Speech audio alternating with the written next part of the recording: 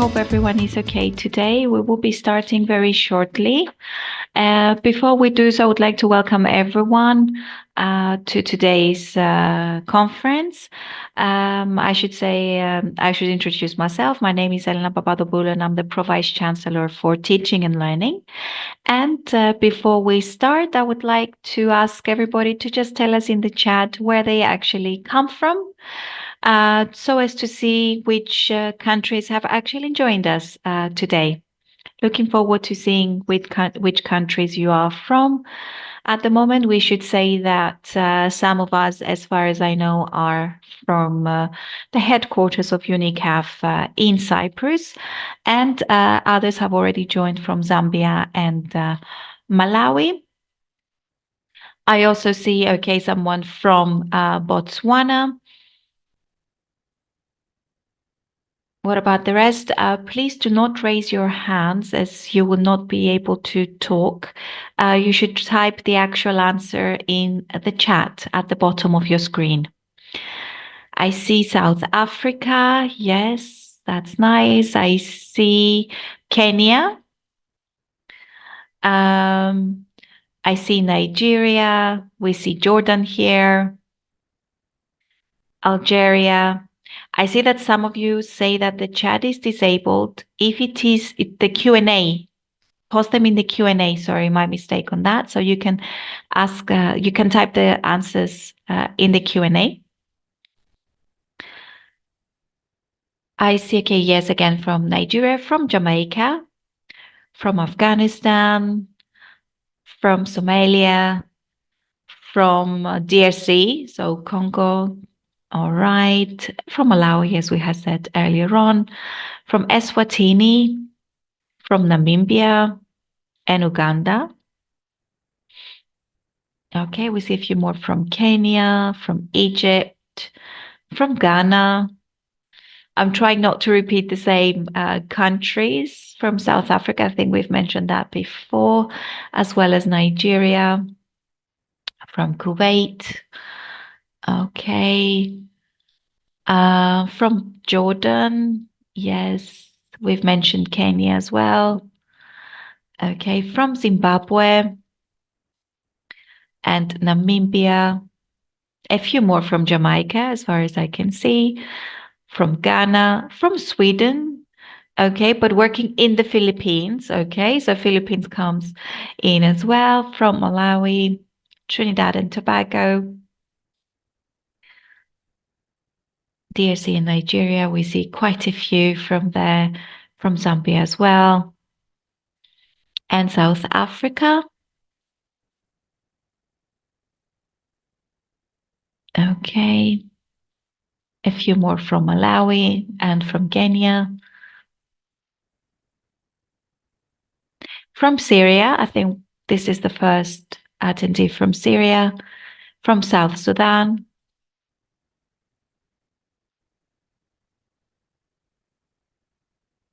From Zimbabwe and Uganda. From Kenya. From Nepal, nice. Quite a bit far from us here. Okay, from Antigua.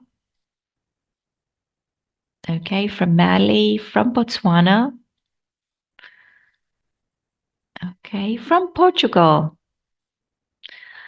Okay, Tanzania, Sierra Leone. Okay, South Africa. So we see people joining from all over the world. Madagascar. Yes. Eswatini, Indonesia.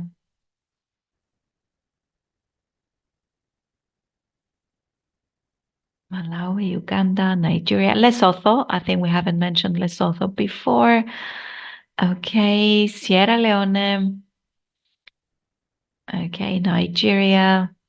From DRC, we have plenty. It's so nice to have you with us and to see you here. Okay, so I would like to thank you all for joining today. Before I give the floor to Dr. Athanasia Cavadia to officially start the conference, I would like to ask the first three presenters. So Samuel Guamarite, Oswart, okay, Chiguaba, and Tajekelekwa Kalimbo to raise their hands so that they can be promoted to panelist. Thank you very much, Dr. Athanasia. Thank you. Good morning, all. Welcome to our second annual online Unicaf Masters Conference. I'm Athanasia Kavadia. I coordinate the research office of Unicaf. Thank you all for joining. We still wait for a couple of minutes for everybody to connect, and we will move on to our first speech by Ms. Isabella Frangulli, who will open this conference this year.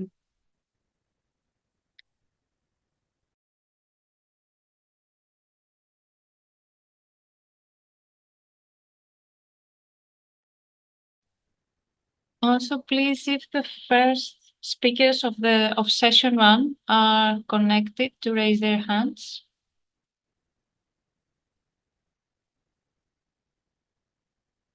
You have to be promoted to panelists so that you will be able to present your presentation.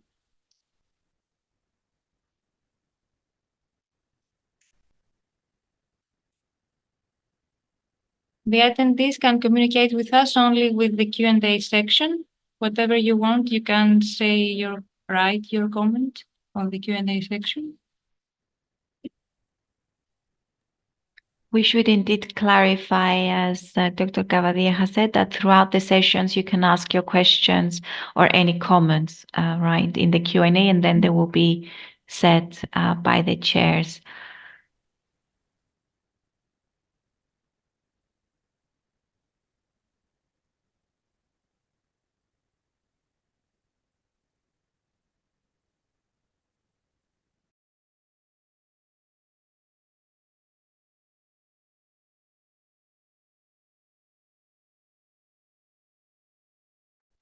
Since we're still waiting, I can just say a few more countries that I see that we haven't mentioned so far.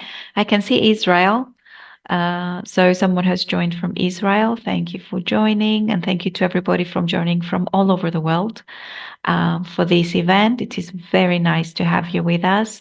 We look forward to having a very fruitful and of course, research week with you all to see all the research that our students have been doing this year. And I think we have a few more. Okay. I think we've mentioned Kenya before. We have from Guyana.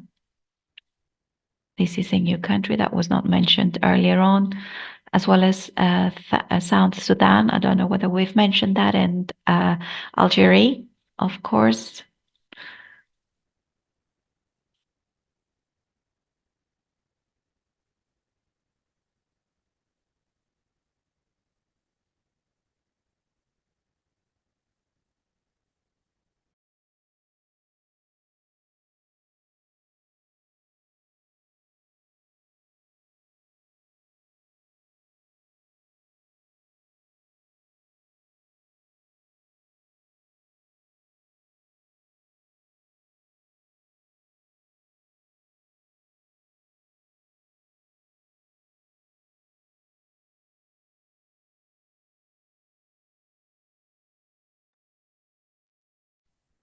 Hello again.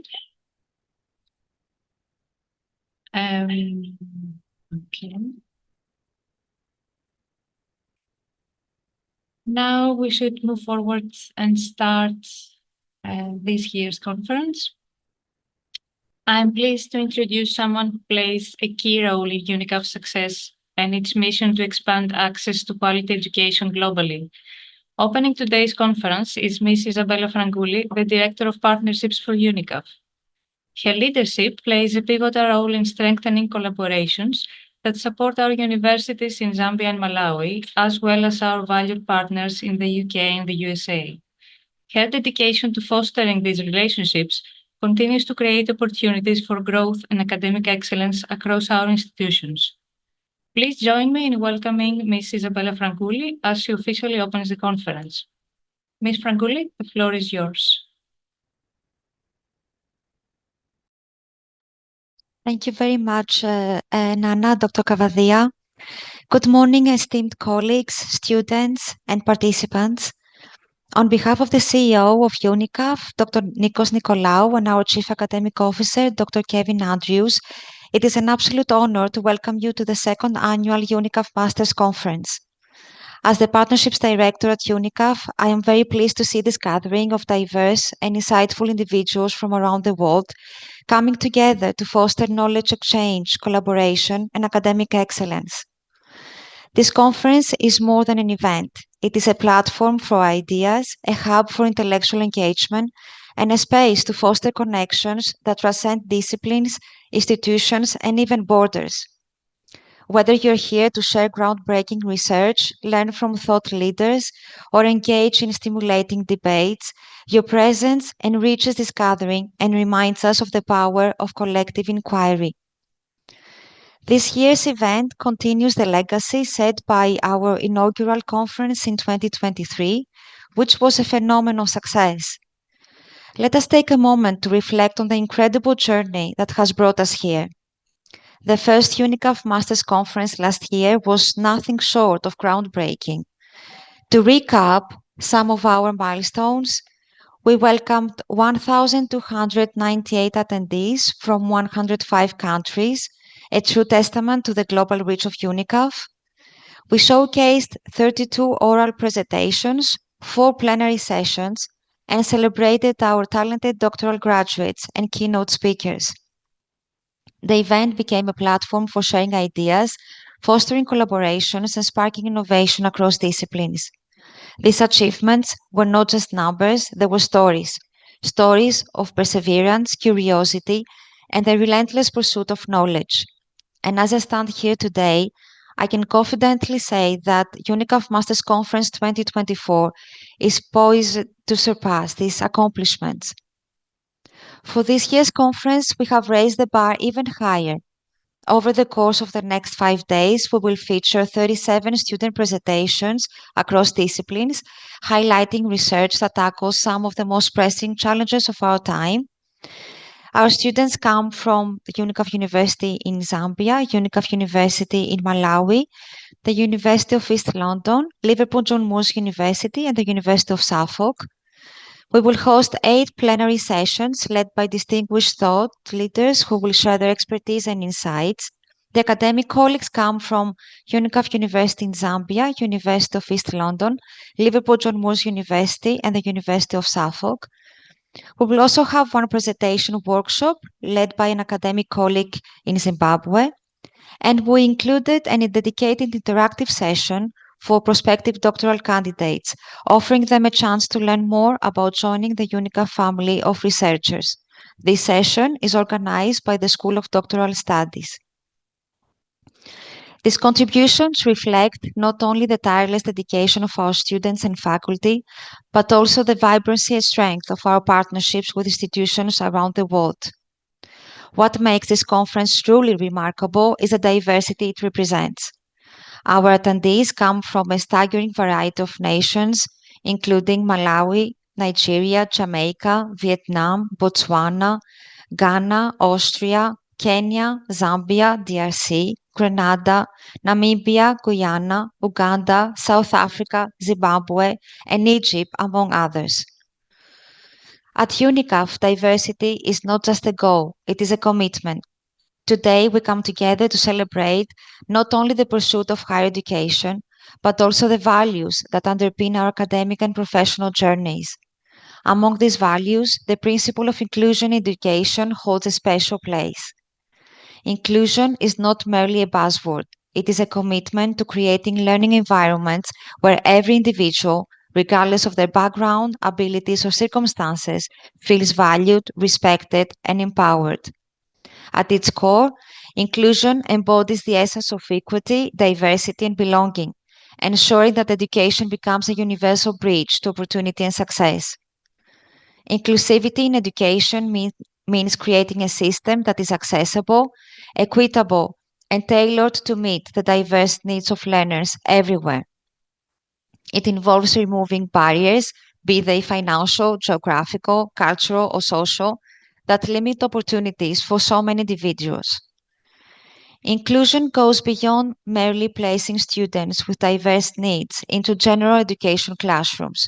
It involves adapting teaching strategies, resources, and environments to meet the varied needs of all learners. Inclusive education seeks to dismantle barriers to participation, whether they stem from physical disabilities, learning challenges, socioeconomic disparities, or cultural differences. It is grounded in principles of equity and recognizes that all students have the right to learn and thrive in an environment that acknowledges their unique potential.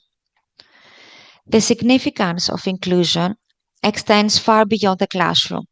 Research and experience tell us that inclusive education fosters academic excellence, social cohesion, and personal growth. It challenges traditional notions of ability by embracing diverse learning styles and paces. Inclusive practices also nurture empathy, critical thinking, and collaboration, skills that are essential for today's success in this interconnected world. As we begin this conference, let us reflect on the power of inclusion to transform lives, strengthen societies, and shape a brighter future. Let us also challenge ourselves to be advocates for inclusive practices, ensuring that education truly serves as a cornerstone of equality and progress. Unicaf contributes to inclusivity by leveraging technology and partnerships to bring high quality, internationally recognized education to underserved communities worldwide. As a higher education institution serving a global audience, Unicaf has set benchmarks for expanding access to education and creating opportunities for underserved populations. Through our flexible online programs, we enable students in remote villages, bustling urban centers, and everything in between to pursue degrees that might otherwise have been out of reach. For many, Unicaf represents a lifeline, a chance to rewrite their stories and fulfill their potential. By offering scholarships that reduce financial burdens and by designing programs that accommodate work, family, and life commitments, we ensure that education is not a privilege for the few, but a right for all. This rich tapestry of cultures and perspectives is not just a point of pride for Unicaf, it is the foundation of our vision. We believe that diversity fuels creativity and drives progress, and nowhere is this more evident than in events like this. Inclusivity lies at the heart of Unicaf's mission to set the benchmark for accessible and flexible higher education, epitomizing innovation, inclusivity, and community engagement across Africa and beyond. At the heart of Unicaf's mission is a simple yet profound belief. Education is the most powerful tool we have to change the world. It is the great equalizer, breaking down barriers and empowering individuals to realize their full potential. At Unicaf, we firmly believe that education is the cornerstone of personal and societal transformation. It is a tool that transcends boundaries, opens doors, and shapes brighter futures. Unicaf has awarded over $100 million in scholarships to more than 60,000 students globally, ensuring that financial barriers do not limit access to education. These scholarships benefit students across more than 160 countries, with a particular focus on Africa, where systematic inequalities often hinder access to higher education. Over 75% of Unicaf students come from rural and underserved areas, showcasing its commitment to breaking down geographical barriers. Through its flexible online learning model, Unicaf has empowered individuals in regions with limited or no access to traditional campus-based education. Unicaf has made strides in bridging gender gaps in higher education. Currently, more than 45% of Unicaf students are women, many of whom are pursuing degrees in fields where women are historically underrepresented, such as technology, business, and leadership. The diversity of Unicaf's student body is reflected in its alumni, who represent industries ranging from healthcare and education to technology and public administration. Students and graduates bring perspectives from across Africa, Asia, the Caribbean, Europe, and beyond, contributing to a truly global learning environment. Through its inclusive approach, UNICAF has transformed lives, supporting women and underrepresented groups in obtaining qualifications and breaking into fields where their voices are often overlooked, supporting working professionals to upskill and reskill, ensuring that they remain competitive in an ever-changing global economy, opening pathways for students from low-income backgrounds to access higher education that once seemed unattainable. Over the years, UNICAF has empowered thousands of students from diverse backgrounds, enabled them to access high-quality, internationally recognized education that equips them to thrive in today's competitive world. Today, we stand proud of the countless stories of resilience and achievement from our students, stories that remind us of the transformative power of education. The impact of UNICAF is measured not only in numbers, but in the lives we touch. We are proud to see our graduates leading in their communities, shaping industries, and contributing to global progress. From entrepreneurs to thought leaders, UNICAF alumni are living proof of the value of education. Behind every statistic is a human story, a story of courage, ambition, and transformation. These stories remind us that our work is about more than numbers. It is about real people achieving extraordinary things and inspiring others to do the same. UNICAF students have overcome remarkable challenges to achieve their goals. Grace from Uganda, a single mother, utilized her scholarship to earn a master's degree in education, which she now uses to advocate for girls' schooling in rural communities. Ademola in Nigeria, a healthcare worker, completed an MBA through UNICAF while working full-time during the COVID-19 pandemic. Today, he leads healthcare initiatives in underserved regions. Thandi from South Africa transitioned from a clerical role to an executive position in her organization, thanks to the skills she gained through UNICAF's MBA program. These stories remind us that education is not just about academic credentials. It is about unlocking potential, inspiring change, and creating a ripple effect that benefits families, communities, and entire nations. We are uniquely positioned to bridge gaps in education by connecting institutions, educators, and students across borders. None of this would be possible without the strength of collaboration. UNICAF has fostered partnerships with leading universities, governments, and organizations worldwide. Together, we created a global platform where students are not only educated, but also inspired to be agents of change. Partnerships are the lifeblood of our mission. They enable us to reach new heights, introduce innovative programs, and ensure that our learners receive high-quality academic and professional opportunities. To our partners here today, thank you for walking this journey with us and for your unwavering belief in the power of collective action. Our partnerships enable us to offer high-quality education that is not only accessible but also transformative. This global network is more than a partnership. It is a movement to democratize education and empower individuals to reach their full potential, regardless of where they come from or the challenges they face. As the Partnerships Director, I have the privilege of witnessing firsthand the incredible power of collaboration. Partnerships are at the heart of everything we do at UNICAF. They enhance the learning experience, strengthen academic quality, and expand opportunities for our students. Our partnerships go beyond mere affiliations. They are active, dynamic collaborations that create real impact. Together, we are shaping the future of higher education, making it more inclusive, innovative, and globally connected. None of this would be possible without the dedication and support of so many individuals within the organization.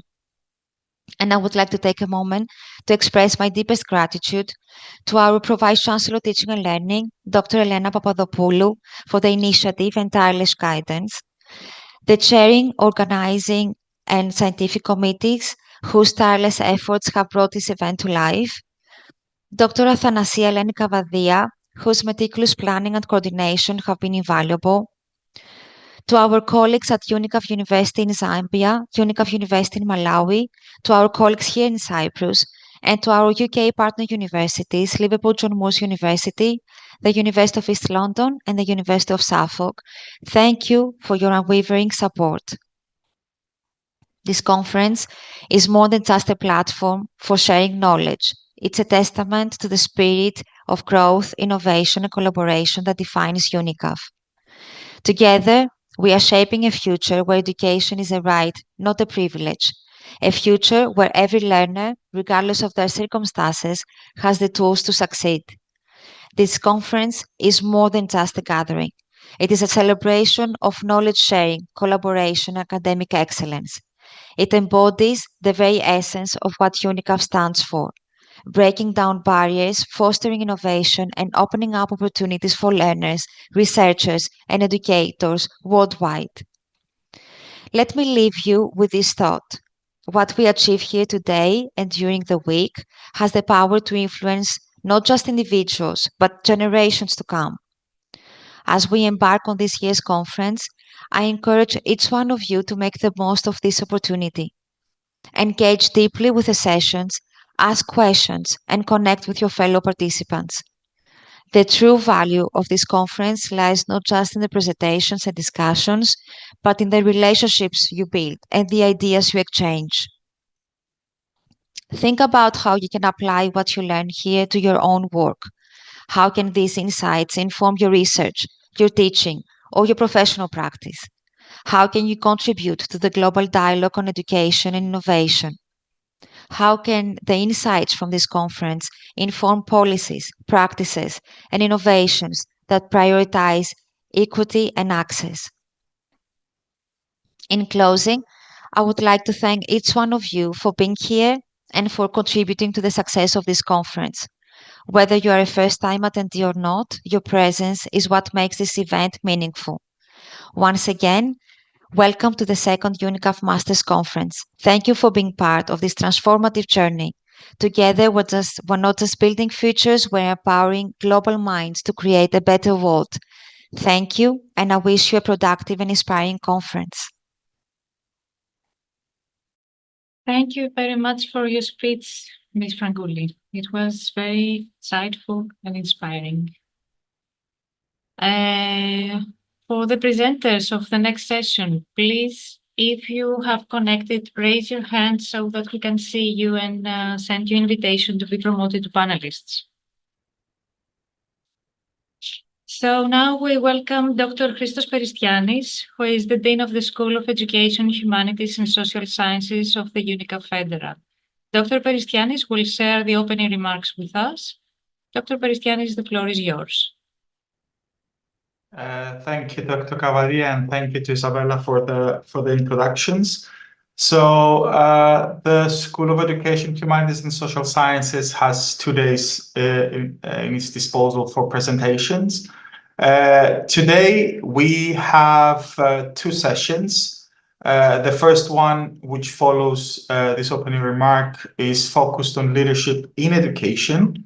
It will be chaired by Ms. Julie Papa, who is a coordinator and program leader for the school here in Federal. We have 3 presentations in this session. First of all, we have Samuel Wamarite, who will be presenting an analysis of the relationship between school leadership and bullying in high schools in Nairobi, Kenya. We have Oswald Chikwamba presenting the effect of leadership styles on organization performance. And last, we have Ndahekelekwa Puyepawa discussing the impact of a new curriculum on secondary school learners' performance in mathematics. In session 2, which focuses on specifically on education, the session will be chaired by Dr. Anastasia Datsoyani, who is a program leader here at the Federal School. We have, again, 3 presenters. We have Mary Eni Ebere presenting the role of school principals in promoting students' healthy mental well-being for effective learning. We have Ayana Lee discussing the factors affecting Caribbean secondary education certificate biology exam performance, analyzing examiner reports on student performance in biology CSEC examinations between 2016 and 2021. And last, for the second session, we have Kenneth Chikuputso presenting an exploration of challenges with the implementation of inclusive education in primary schools, the case of Kankoba, Machemba, and Likowe primary schools in Thiolo. In addition to the 2 sessions on leadership in education and education, we also have 2 plenary presentations. The first by Ms. Zoe Tornsey, who is a literacy and English teacher and lecturer at Liverpool John Moores University. She will be presenting a presentation on supporting autistic learners in educational settings, while the second plenary presentation will be by Dr. Daniel Bolomoka and Dr. Christine Firi from the Unicaf University in Zambia. Dr. Bolomoka is the Dean of the School of Education, Humanities and Social Sciences at the Unicaf University in Zambia, while Dr. Firi is the Vice Chancellor of the Unicaf University Zambia. Their presentation is titled Mentoring Innovative and Regenerative Youths for Organizational Development, Enablers and Disablers in Higher Education Institutions. As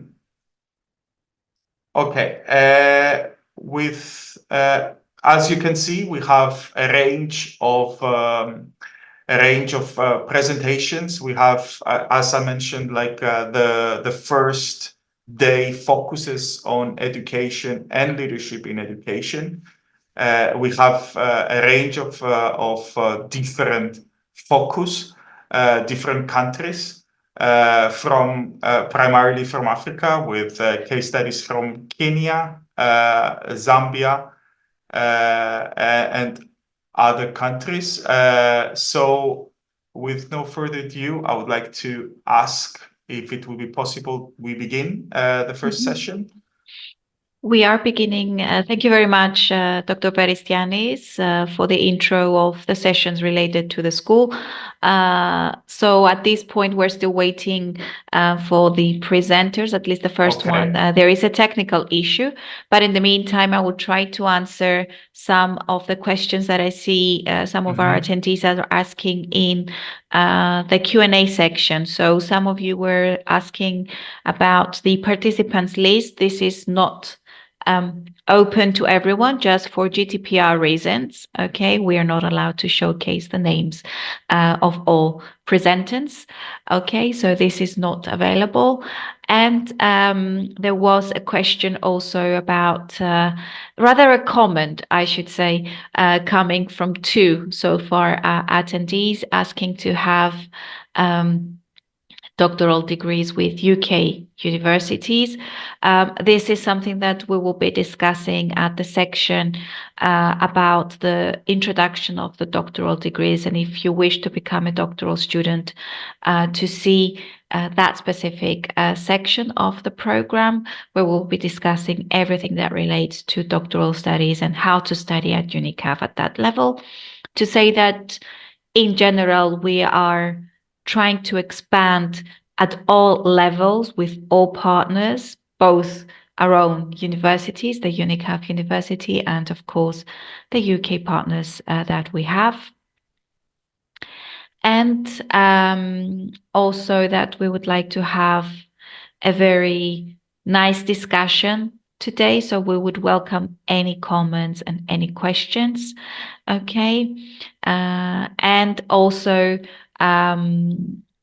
as I see someone, yes, going back to the doctoral studies, that you can also send any relevant requests or comments that you may have about the doctoral studies to the doctoral studies school, okay, of Unicaf, who can be able to assist you further or discuss it, of course, with your advisor, okay, so that they can provide more information in case that you cannot attend the relevant session that we have at this point.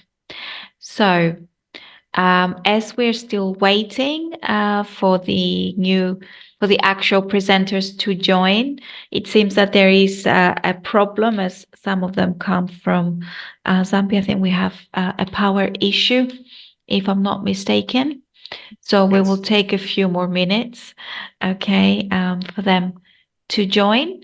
So please allow us for a couple of minutes to get hold of the presenters and to ask the three presenters that are going to present today, in case that they have joined with a different name, okay, to raise their hand. If you're presenting at another slot or tomorrow or the day after, please do not raise your hand at this point, as we would like only the first three presenters.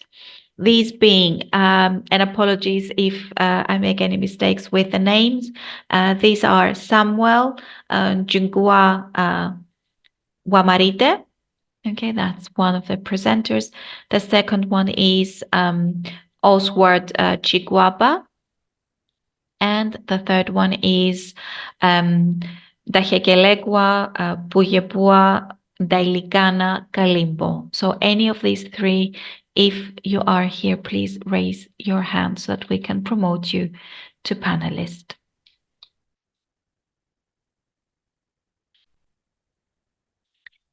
In the meantime, I have another question that I would like to address. Someone is asking, what is this event about? So basically, the Unicaf Masters Conference is a tradition that was built on the premise of research dissemination. Okay, so initially we started having these type of events only for the doctoral students, and we initially held the Unicaf Graduate Conference 4 years ago. So this year, in 2025, we'll be having the 5th Unicaf Graduate Conference for the doctoral students, where the doctoral students present their work. You will all, of course, be invited, and it would be very nice to see you at that point. And we also thought that we should extend this opportunity to also our master's students, hence the Unicaf Masters Conference. Last year, as it was also mentioned by the Director of Partnerships, we held our first Unicaf Masters Conference, and this year is the second. Therefore, we wish to make this a bigger success than the first one. This year, we have more plenary presentations going across the different disciplines offered by the different schools, the 3 schools that we currently have: the School of Education, Humanities and Social Sciences, the School of Business, as well as the School of Sciences, Health Sciences, Technology and Engineering. So we will offer as many presentations that we could at this point. Okay, and of course we try to target students, master students that have recently completed their master's degree with us and any, of course, of our partners, or are about to do so very soon, in order for them to promote their own research. I should also say that at this point, please, again, I would like to ask any of the presenters to raise their hand. And those of you that are raising your hands and it's clear that the name is not the one of the presenters, please note that you cannot speak unless you are promoted to a panelist. So please post your questions or comments in the Q&A section. Also, I see some questions and some comments here regarding scholarships Okay, this is something that you can discuss with your advisors and see if you can pursue any information. Of course, if you are not already a student with us and you would like to be a student with Unicaf, at the point when you're about to complete the session and exit Zoom, you will receive a very brief survey that you can complete. Therefore, please indicate the relevant comment, okay, in that actual survey, and one of the advisors that we have will contact you shortly. Okay.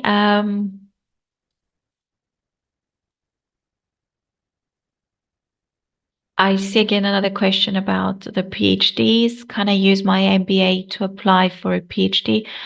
Of course you can. And I'm not sure though I understand fully. If you mean the degree itself, then yes. If you mean that you want to expand the topic, okay, that you already undertaken during your MBA, this is something that you will need to discuss with the School of Doctoral Studies, as the research that needs to be held for doctoral studies is, of course, more substantial and requires for an in-depth study of a specific topic.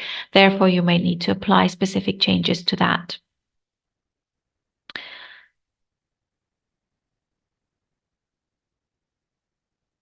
Okay, there are a few more questions which I can answer. I see here someone asking, how were the presenters selected? As I have said earlier on, the presenters, those basically that have recently completed their master's degree, as well as those that were about to complete their master's degree with Unicaf University and the Unicaf partners, were given a call for papers. They had to submit their abstract. Their abstract was evaluated, okay, was reviewed by the scientific committee, who are actually subject experts in the field, and based on their comments and, of course, the quality of the abstract produced, the speakers were either accepted or rejected.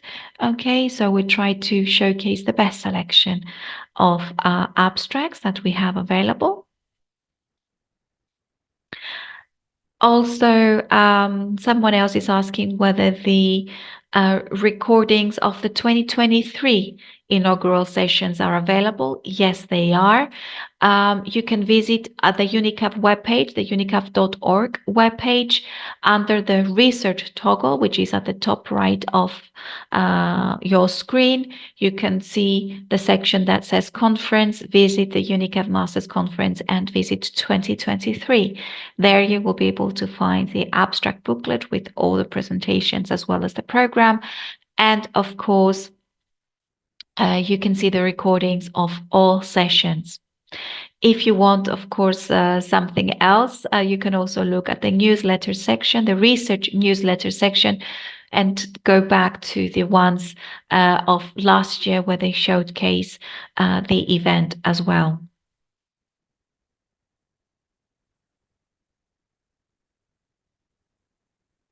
Okay, so there is a question about asking about the way the presenters are scheduled to present. What we do is we find specific themes and specific sessions, okay, and we try to map the students' presentations to those. So that's how we try to provide the actual presentation times. Okay. I'm just trying to scroll through the different questions to see if there's any that we can answer until we manage to have any updates on the presenters.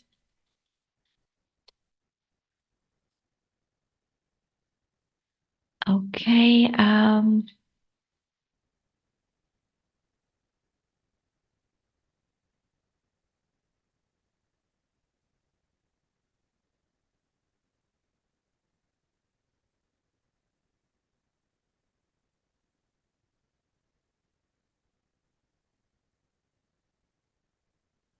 Okay, I see a few more thanking, of course, the team for preparing the work. Thank you very much for attending this conference. It's very nice to see all of you here and nice to meet you, as some of you already say.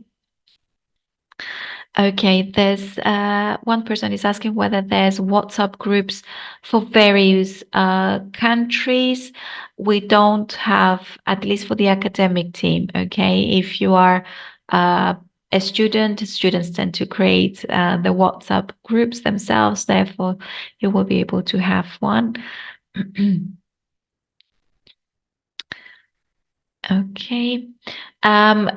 People are asking for the actual schedule and the program of the conference. As I said earlier on, you can visit the unicaf.org webpage under the research toggle, which is on the right top hand side. Okay.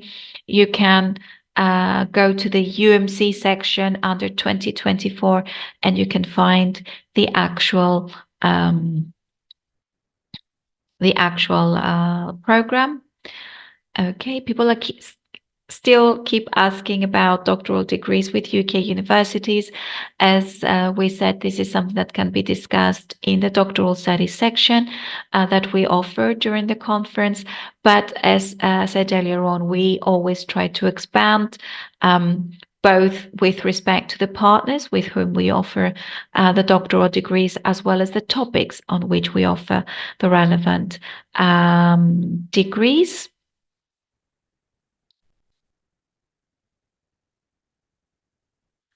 Okay.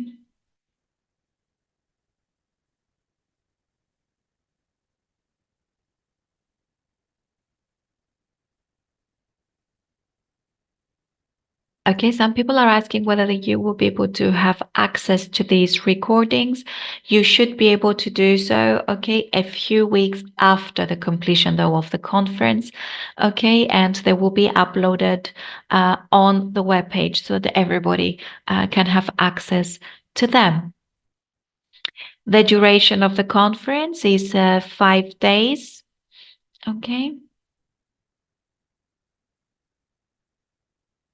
I think at this point, I need to consult with my colleagues, okay, on the attendance.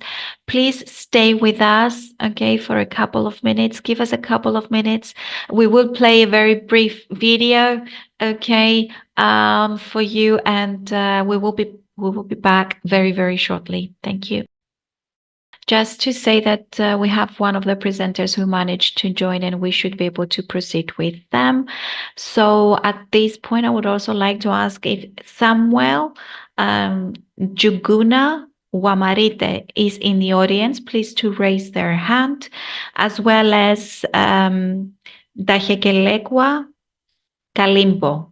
Okay, please, if you are in the audience, raise your hand. Also, at this point, I would like to give the floor to Ms. Yuli Papa, who should be able to proceed with the second presenter on the day. Good morning, everyone. Ms. Papa, the floor is yours. Thank you, Dr. Alana, and thank you, everyone, for introducing me. So, good morning and welcome to this session of our online conference. I'm honored to chair today's presentation.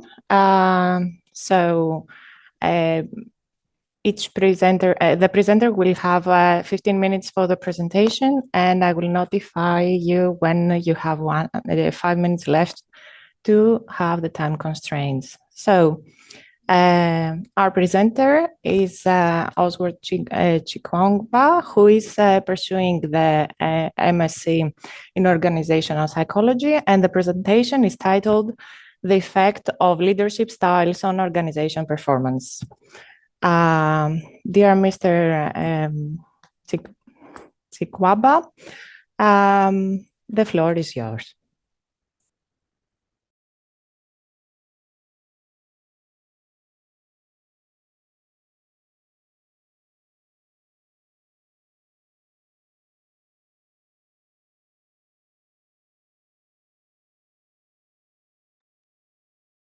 Oswald Chikwangba, can you hear us? You need to unmute yourself.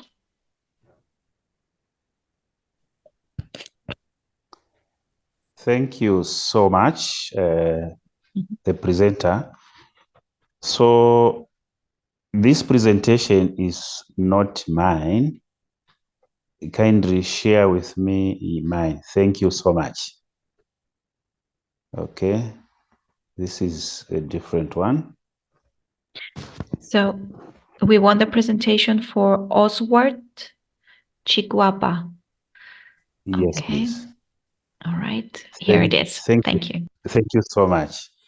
Yeah, so this is Oswald Chiguapa, a graduate from Unicaf, a university from Zambia. So my presentation, we are looking at the effect of leadership styles on organization performance. Yeah, next. Yeah, so, okay, thank you so much. So basically, I'm looking at the project called USAID JSI SAFE, HIV project in Zambia. SAFE stands for supporting AIDS-free era. This is a project which is looking at reducing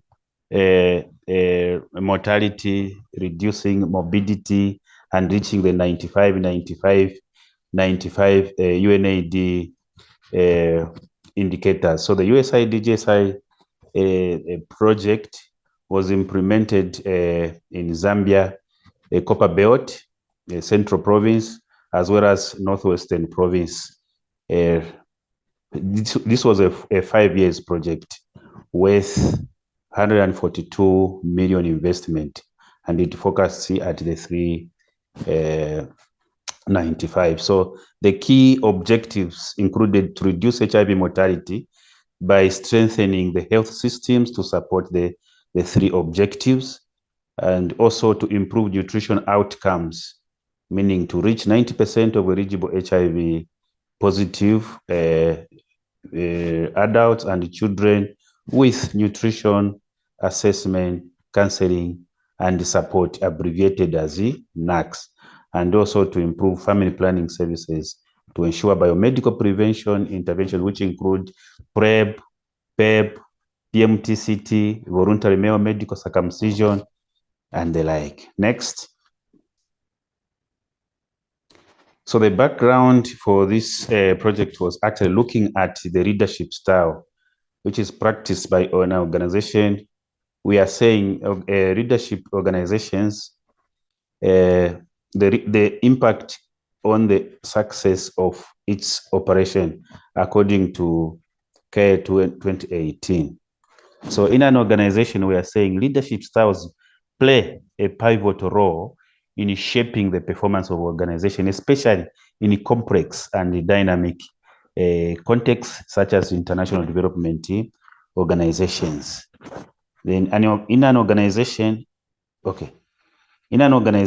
leadership style is one of the factors that play a significant role in enhancing or recording the interest and also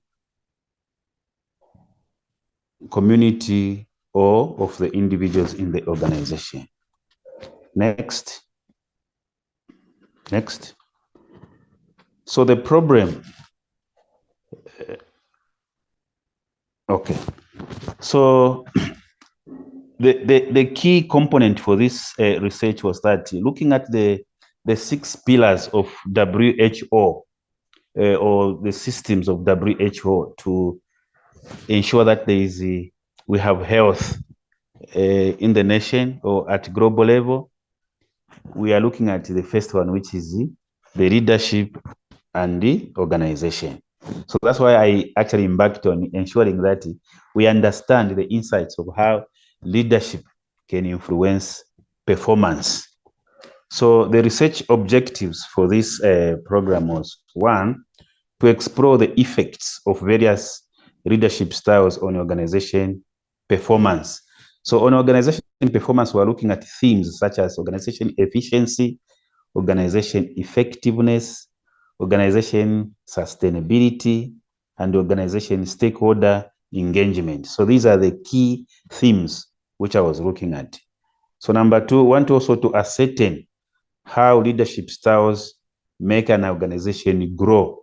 So the growth of an organization depends on meeting the intended objectives, the intended goals, and also intended mission, and meeting the desired objectives. Then we also wanted to look at investigating the effects of leadership style on employee performance. So in terms of performance, we are looking at effectiveness, efficiency of the employees within an organization, because an organization cannot perform without the employees. Next. So the research questions which helped me to understand the research objectives. Number one, wanted to look at what are the effects of various leadership styles on organization performance of the USAID Safe HIV/AIDS project. Then we also wanted to look at how do leadership styles make an organization grow, and also what are the effects of leadership styles on employee performance on the USAID Safe HIV/AIDS project in Zambia. Next. So the literature review, according to AI CAG 2018, it showed that charismatic, bureaucratic, and transactional leadership styles have negative relationship with organization performance. Organizations use the leadership styles that enhances the capabilities and abilities of the people. Similarly, Idle et al. 2011 reviewed that transactional leadership styles have significant positive effects on performance. So this literature review looks at different leadership styles, and it was deduced that transactional leadership is key to influence the organization performance and organization growth in terms of efficiency, effectiveness, and sustainability. In contrary to other leadership styles like charismatic, bureaucratic, and transactional, which had some limitations. Next.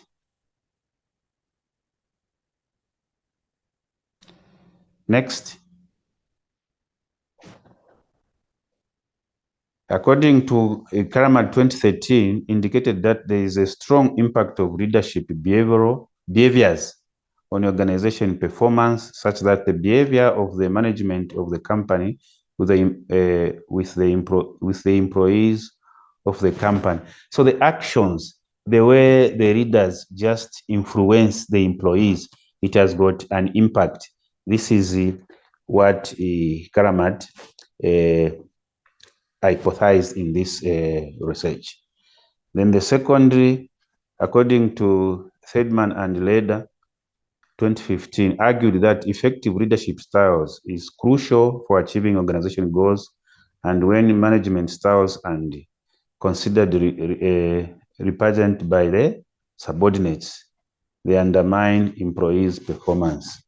So this one entails that the leadership styles is very crucial in making sure that organization goals are met. Next. So the above literature and many other literatures reviewed for the purpose of this research base the emphasis on leadership styles and organization performance with respect to few selected leadership styles. So we never looked at the broader perspective of leadership styles. We just selected a few and look at how they impact on organization leadership. There is no single paper that focuses on autocratic, democratic, transformation, laissez-faire, and bureaucratic leadership. So that's why we looked at very few leadership styles and isolate them so that we look at how they impact on the organization performance. Next. So on the methodology, the study adopted a case study design and was largely based on thematic qualitative research method. So we looked at the research employed a qualitative insight. A qualitative data was gathered through interviews and document analysis. So we just focused on non-numerical data. We explored the themes which I mentioned, organization efficiency, organization effectiveness, then stakeholder engagement, and the sustainability. So data was collected through interviews with explanations about the effect of different leadership styles. Next. Dear Chiguaba, please remember that you have 5 minutes to wrap up. I'll remind you again when you will have 2 minutes left. Oh, okay, so let me just summarize the presentation. So the study findings are structured around the themes of dimensions of organization, which I have already mentioned. So the preliminary results actually suggested that leadership styles within the USAID HIV/AIDS project in Zambia have a significant impact on various aspects of organization performance. So next. Yeah, so the preliminary findings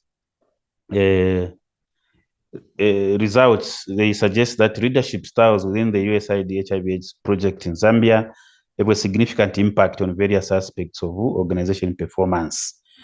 And the transformational leadership was found to be positively associated with employee motivation, innovation, and stakeholder engagement, leading to enhanced project efficiency, effectiveness, as well as sustainable development. And the transformational leaders are characterized by idealized vision, inspirational motivation, intellectual stimulation. In contrast, laissez-faire leadership appears to hinder project efficiency. Transactional leadership demonstrated a mixed impact, with each effectively contingent on the context of the project. Next. We are still on the findings. Yeah, so these findings provide valuable insights for organizations engaged in international development projects, particularly in the healthcare sector. During the period under review, we had different leaders and they demonstrated different leadership styles.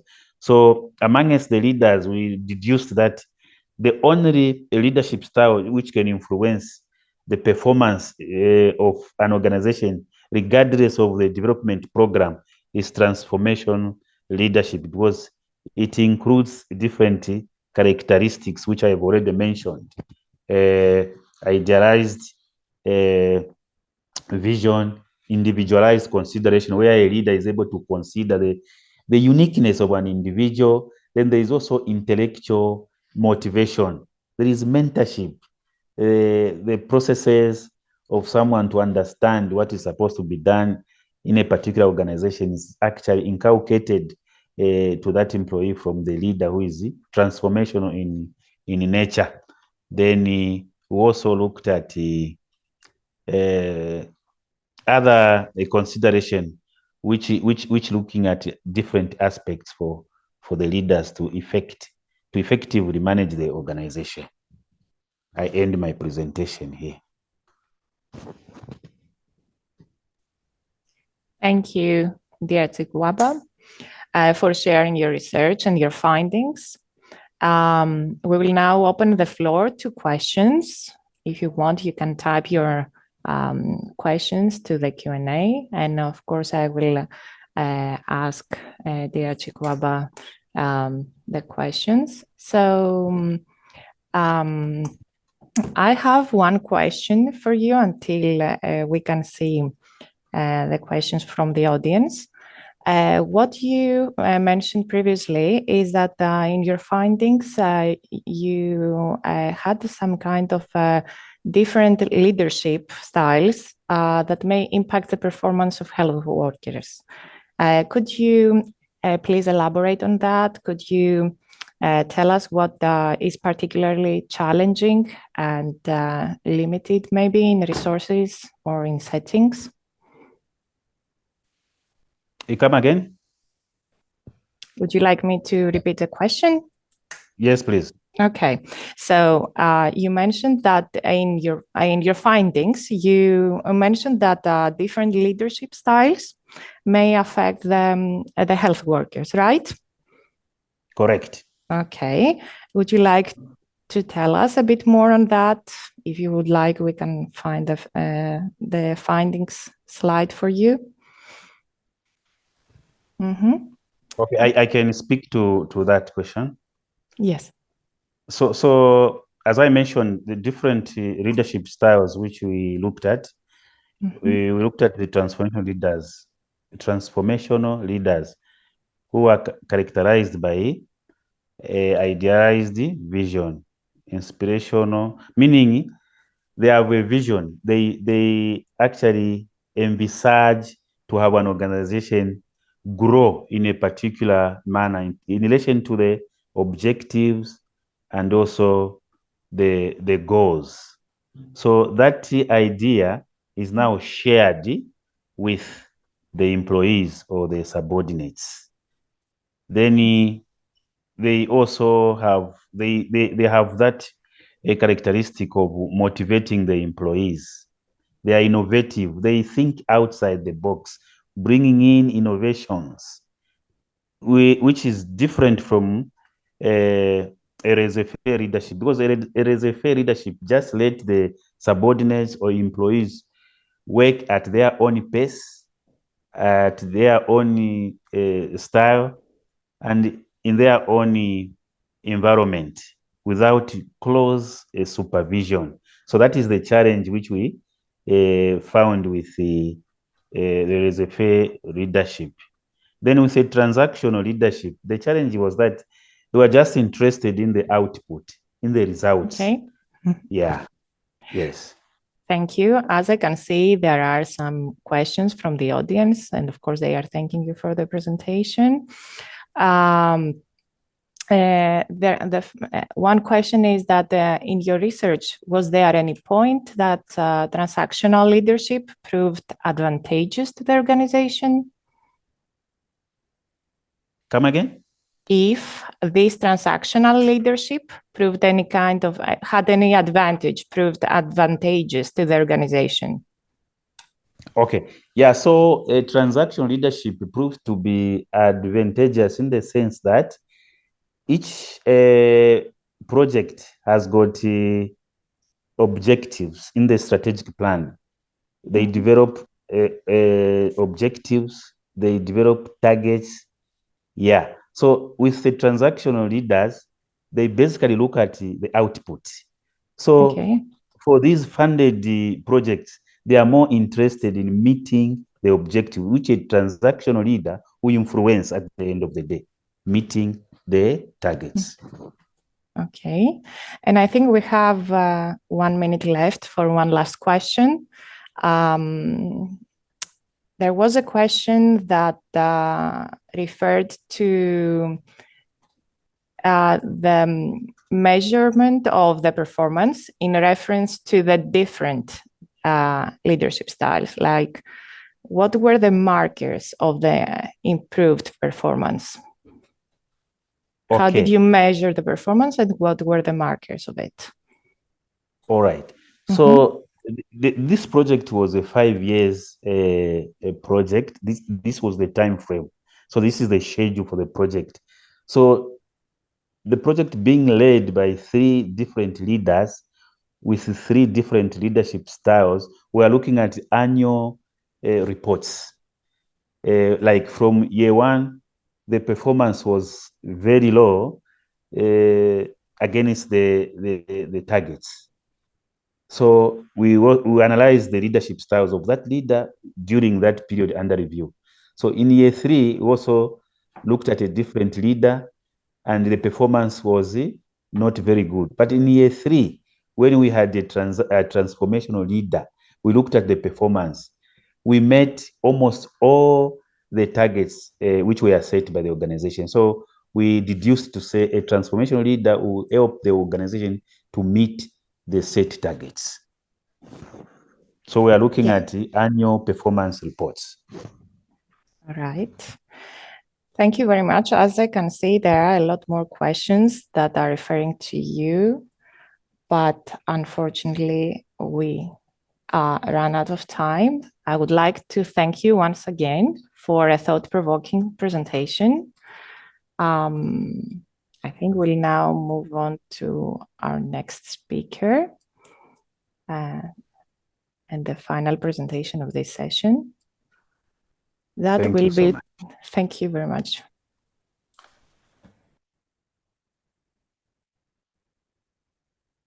So our final presentation will be delivered by Kalimbo, and the study is titled Impact of New Curriculum on Secondary School Learners' Performance in Mathematics. And dear Kalimbo, are you here? Can you hear me? We cannot listen to you.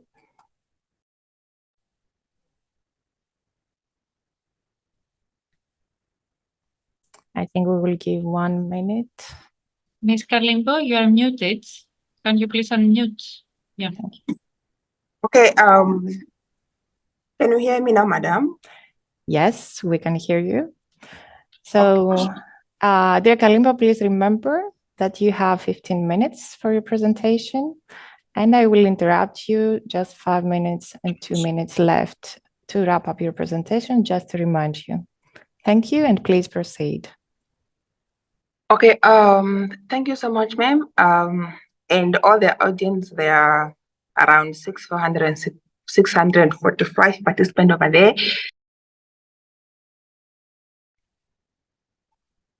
As it was said, I am Ndahekelekwa Kalimbo, and I'm going to present on the topic Revised Curriculum for Basic Education 2015, Effects on Secondary School Learners' Performance in Mathematics, that is in Namibia. Next, please. Okay, so the objective for the study was to investigate how the 2015 revised curriculum affect the Namibian secondary school. So this focused mostly on if the revised curriculum solely is the responsible for the poor performance in Namibia. So that is because on the background study, I'm going to touch on that. So the approach, I explore the multiple factors influencing the performance beyond just the curriculum. That means we touched a bit on other factors that affect the performance apart from just curriculum. Okay, next. The background of the 2015 curriculum. So the background of 2015 curriculum is the revision overview. So the curriculum was revised on 2015. That was because they want to enhance the functional numeracy and mathematical thinking, and also to foster the basic number concept and cognitive development. And just on that, because they have view that as the answer to poor performance that was happening before that. So the curriculum objective now was meant to that it would develop the mathematical problem-solving skills of learners. It will promote the critical thinking and numeracy, and it's also going to ensure equitable access to quality education.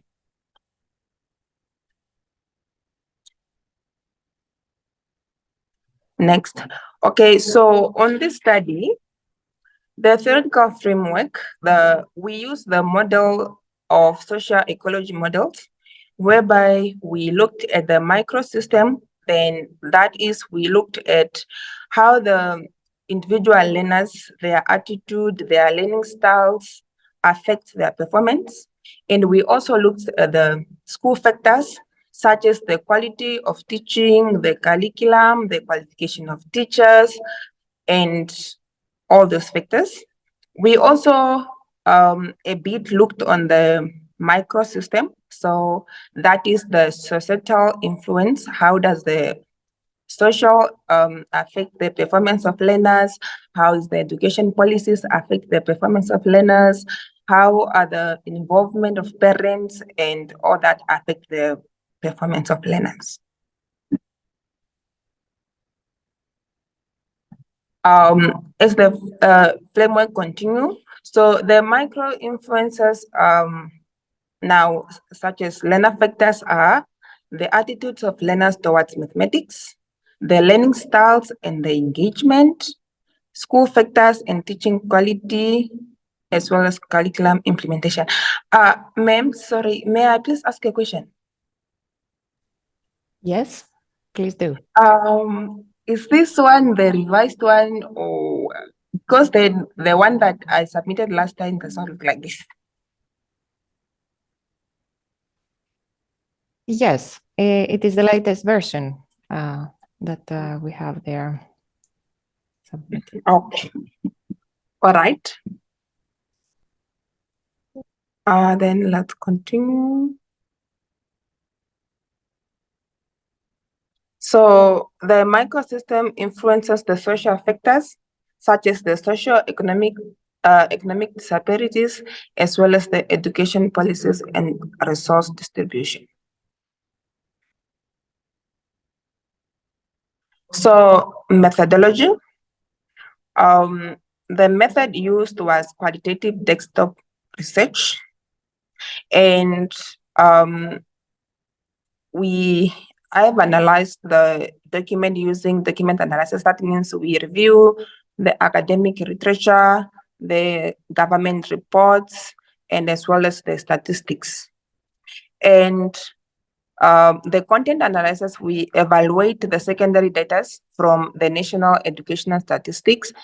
So we basically just everything that we had, I had is from the internet.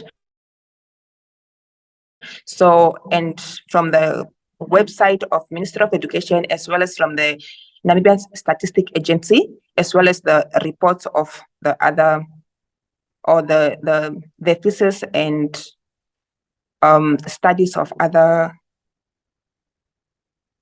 researchers. Okay, the key finding is the revised curriculum alone is not the responsible for the poor performance in mathematics in Namibia. So this is because in the whole scenario that raised up, that the issues were identified apart from just the curriculum, that there were implementation challenges. The way the curriculum was implemented, there were challenges like the teachers were not well informed, the teachers were not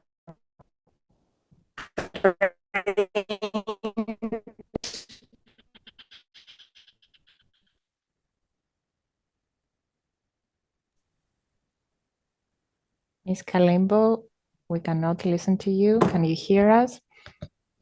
so that there were resource Now we can hear you. I'm sorry. Yeah. Okay, so there were issues with the implementation of new curriculum. So there were teachers were not well trained to implement this curriculum. There were limited resources to implement this curriculum, and there were also infrastructure problems such as new classes and the overcrowding of classes. So some of these challenges were also identified with curriculum. But next. But still, there was also a misalignment between the curriculum goals and practice. What do I mean by that? That means the curriculum goals was to make sure that the education is accessible to all learners. But when you come with these ones, the most classroom, mostly at the urban rural areas, they were overcrowded. Some have no classes, some have no textbooks. So that misaligns the goals of the curriculum and what is on the ground. And also there were very much, some of the schools were having overcrowded classrooms according to the research, and there were insufficient training for teachers. The teachers back then came from college, they were not trained to teach the new curriculum. They did not even do that curriculum at their secondary education and their tertiary education. So it was very hard for them to cope to be able to teach these things to learners. Let's continue. Resource constraints. So that was the most challenge that was identified, that the lack of teaching materials and textbooks. And when we are talking about the curriculum goals as well, they said they are going to promote literacy and also the implementation of ICT. Now, there were no textbooks, and the teaching materials that we are talking about here is like the use of ICT in the classes so that you can be able to make the class fun and enjoyable to learners. So there is an adequate to technology and educational aids. And then there is a disability between urban and also the rural schools. So because of this, the urban schools tend to perform better compared to the rural schools. That's according to the research. And this could be because the urban schools get more resources from the government, or it's because the urban schools have their parents understand the importance of education, so they fund their schools, their children's education. And there are also a lot of companies there that can be able to get and fund some of the things to these schools. Like they can sponsor books, they can sponsor some computers, they can sponsor to construct classes. So most schools in urban area, they are well constructed. They have all the teaching materials. They are having the integration of technology in their teaching. So with this, it fosters good performance then compared to the rural schools. Let's continue. At that point, I would like to mention that you have 3 minutes left to wrap up, okay? Oh, I'm having still 3 minutes, okay? Okay. Then still on the finding, the infrastructure deficiency, as I mentioned, the poor classroom conditions. So some schools have very poor classroom condition to the stage where a classroom will be under the tree. So the learners, while they're in the class, they are distracted. They are seeing what is happening outside. So they normally do not focus on what is happening. And there is also a lack of basic facilities. Some schools don't have water, they don't have electricity. So the learner cannot even be able to use to study during the night in the classroom to practice because there's no electricity. And then the child have to go back home earlier because then there's a scarcity of water. So the environment is just not conducive. The inadequate school buildings, due to these classes, as I've said already, are overcrowded. And when we are talking about mathematics, we are talking about a subject that need enough concentration, enough attention from teachers. So if the class is already overcrowded, then it's very much impossible for a teacher to be able to make all the kids understand with different learning method, with different understanding or comprehension levels. So that makes it so difficult that some of the learners can be in the class and leave the class without understanding what was happening. And with now the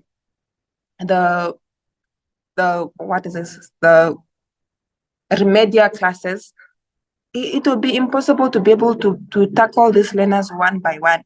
At the end of the day, this could be the reason why there's a poor performance in mathematics. And they don't have access to technology like phones where they can go watch videos on YouTube and just get the concept what's happening in class. So this is really another challenge that it's there apart from the curriculum itself. So the recommendation, the first recommendation there is to improve the curriculum implementation. So that means to ensure that there's an alignment between curriculum objective and classroom practice.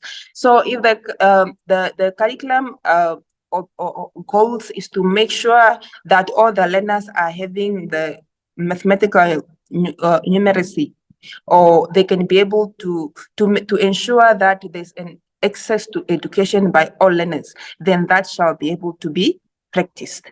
And also, they should be able to provide the comprehensive teaching training to teachers, because teachers are the one that are going to implement these policies to learners. And if them themselves cannot be able to do it, how can they be able to implement it? How can they be able to give what they don't know? So then there should be a comprehensive teacher training, enhance resource allocation. So before the curriculum is implemented, then there should be the distribution of textbook and technology equitably. Equitably means we should not just be able to make sure that the school in Ebens are sorted and not other schools somewhere else. And if some schools in Ebens, they are already having some resources, then we should be able to give to other schools that they don't have. So that's what it means by equitably. And we should also improve the infrastructure in under-resourced schools. So this is about going out there and make sure that which school is lacking in which department. So this one is lacking in classroom infrastructure. This one are lacking in textbook. This ones are lacking on technology, so that we can be able to, so that the government should be able to provide what is needed, not what is there. Dear Galimbo, I have to interrupt you now. I want to thank you for your comprehensive presentation. It's time to open the floor for some questions, and as I can see, there are already some in the Q&A.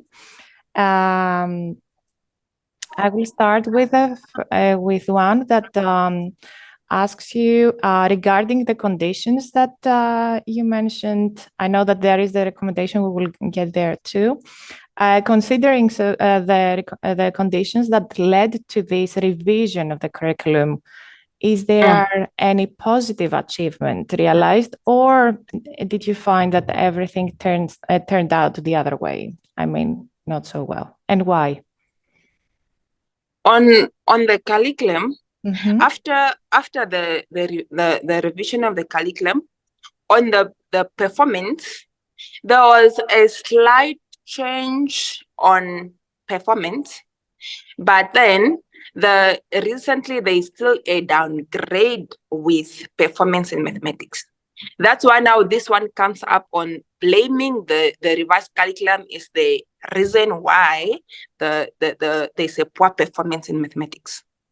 But then when we can look at the research, the reason why the downgrade of performance, it's not really because of the revised curriculum, but because of these factors such as the lack of resources, because obviously there will be no performance if there are no resources, if the teachers are not well trained, if the classroom are overcrowded. Okay. So I will have another question for you regarding the recommendations. And could you tell us if there are specific recommendations that this study provides in order to improve the alignment between the curriculum's goals and its implementation in a resource-constrained environment, like the ones you described in your presentation? Yes, such that the alignment of the objective of the curriculum is to ensure that all the learners are having access to education, mathematics, numeracy, and integrated IT in the education or in the mathematics classrooms. Now, with the practice, this is not what is happening. So that's why there is a misalignment between the curriculum objective and classroom practice. Because in the classroom practice, that means the integration of IT is supposed to be there. Then that means for the education to be accessible and be productive to each child, that means the children should be in a well-constructed classes where their mind now with what is happening in the classroom. That is mathematics. To make sure that the teachers that are giving this are well trained and they know what they are doing methodologically and also content, so that they can be able to help these kids. Because at the end of the day, if there's a misalignment, then we cannot be able to reach the goal of curriculum if these things are not in place. Okay. Dear Kalimpo, thank you very much for your presentation and for addressing those questions. I think we have reached to the end of this session, and Dr. Anastasia Cavadea may take the floor. Thank you very much, Ms. Papa. Thank you all for participating in our first session. We will stop for a break. Could you please join us again at 12 to attend our first plenary presentation? Thank you all. Ms. Bereg, can you hear us? Yes, can you hear me? Do you see the presentation? Yes, I can see it. Okay, you may start then. The good distinguished chairperson, research officer, Unicaf Federal, Dr.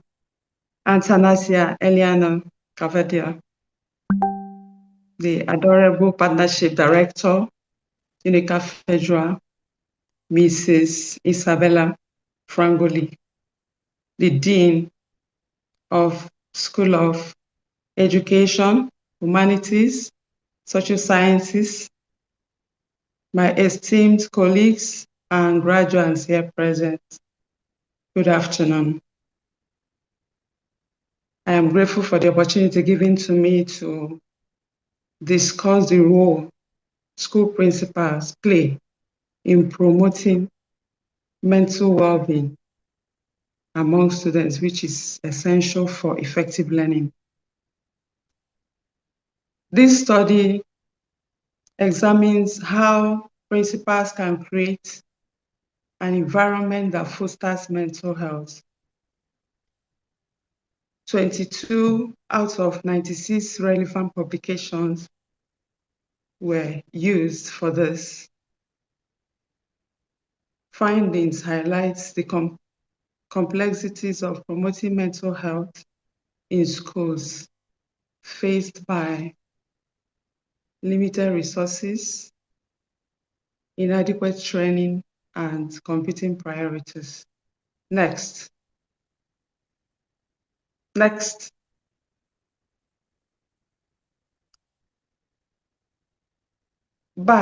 to the outline. Please go back to the outline. The presentation covers introduction, theoretical framework, literature review, significance of study, research questions, objectives of study, hypothesis, research methodology and design, challenges faced by principals, key findings, conclusion, recommendation, limitation of study, suggestions for further research and references. Next.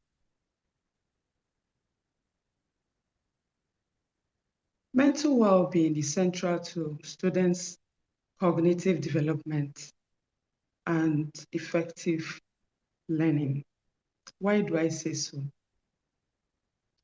WHO defined mental health as that mental well-being, the state of mental well-being where individuals can cope with life stresses, realize their abilities, learn well, work well, and contribute to their community.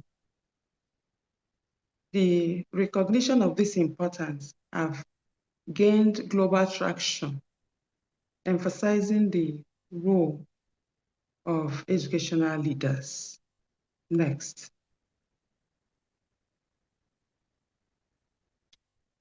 This research utilizes two theories, relational leadership theory and recognition theory.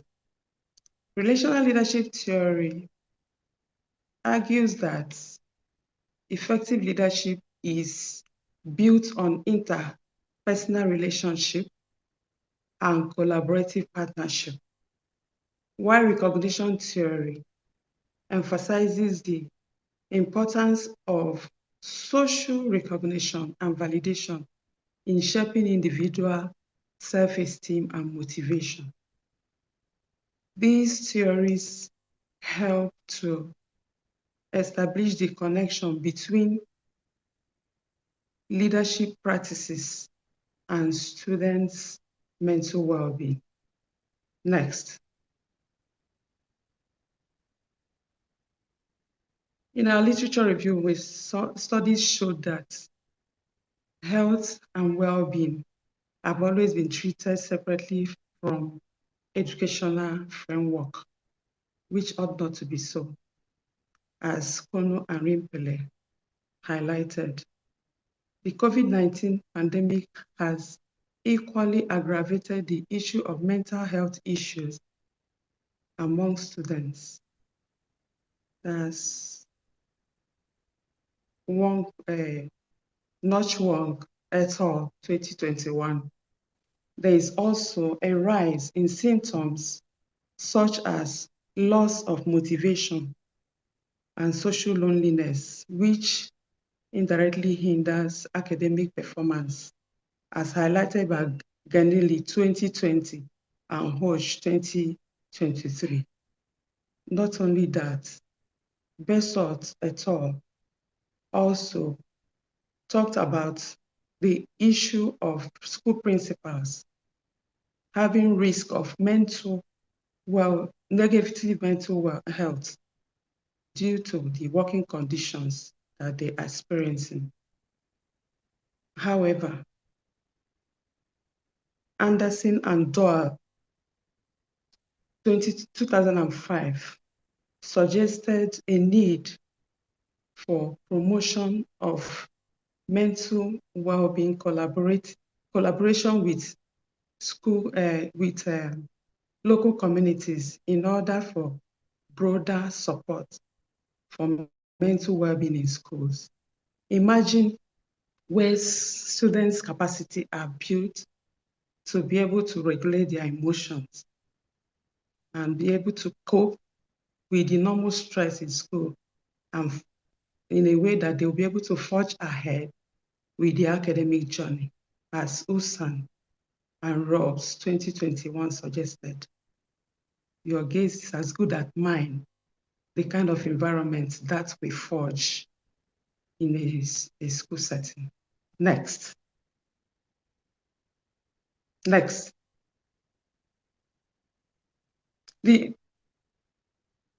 contribution this research is bringing is going to impact stakeholders in education. For the educators, it will provide them with the insights that will help enhance their practice. For policymakers, they will be provided with the policy framework that will help them promote mental well-being. It will be a value addition for other stakeholders, including parents and community members. Next. The research questions focused on 1, what factors could influence mental well-being in school setting? 2, how could students cope with normal stress in school environments? 3, what type of challenges confronts principals in their pursuit to promoting students' mental well-being? Then, what are the strategies and initiatives that school principals implement to support students' mental health? Next. The objective of this research is to explore factors that can influence mental well-being.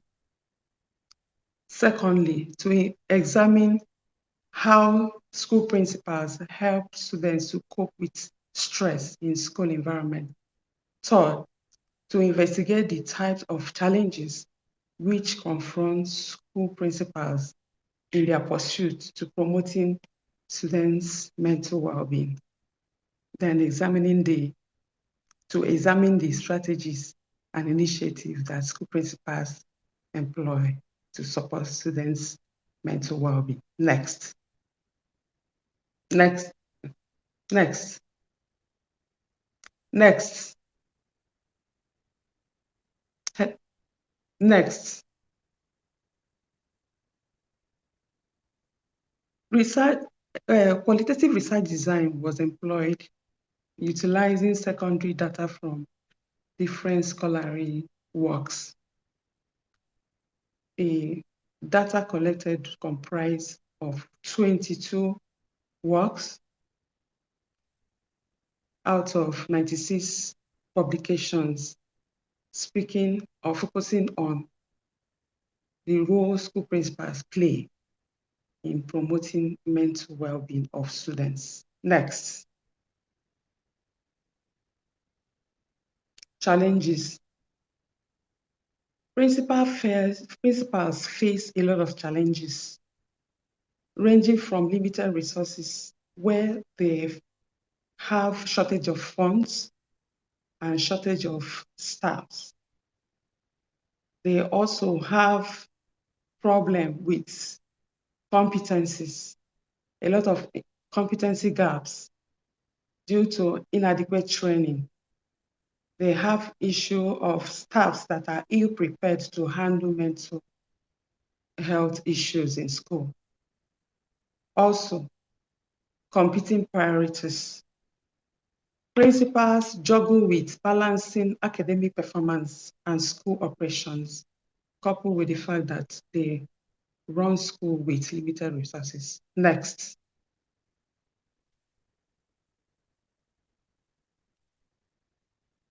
Oh, no, go back, okay. No, back to key findings. The key findings, back to key findings. Key findings. We understood that there were so many things that we found out. Number one, that understanding students' perspective is very key, is crucial if you must arrive at that environment that will foster effective learning. Then we saw that strong social connection contribute to mental well-being. And again, that environment, school environment, creating that environment that will foster mental health is very effective and crucial if we must achieve effective learning in school. Next.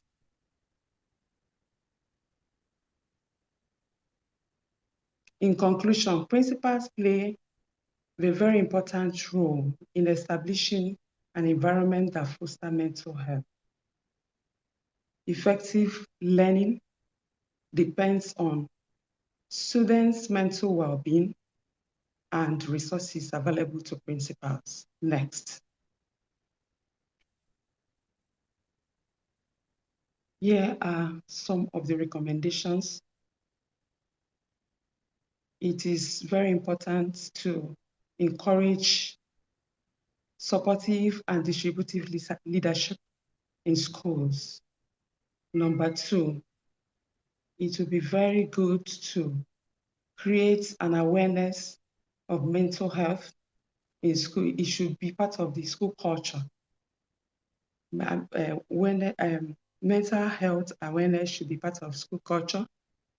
Lastly, there should be a framework to encourage schools to partner with local communities for broader support. Next. Next. Okay. Limitation of study.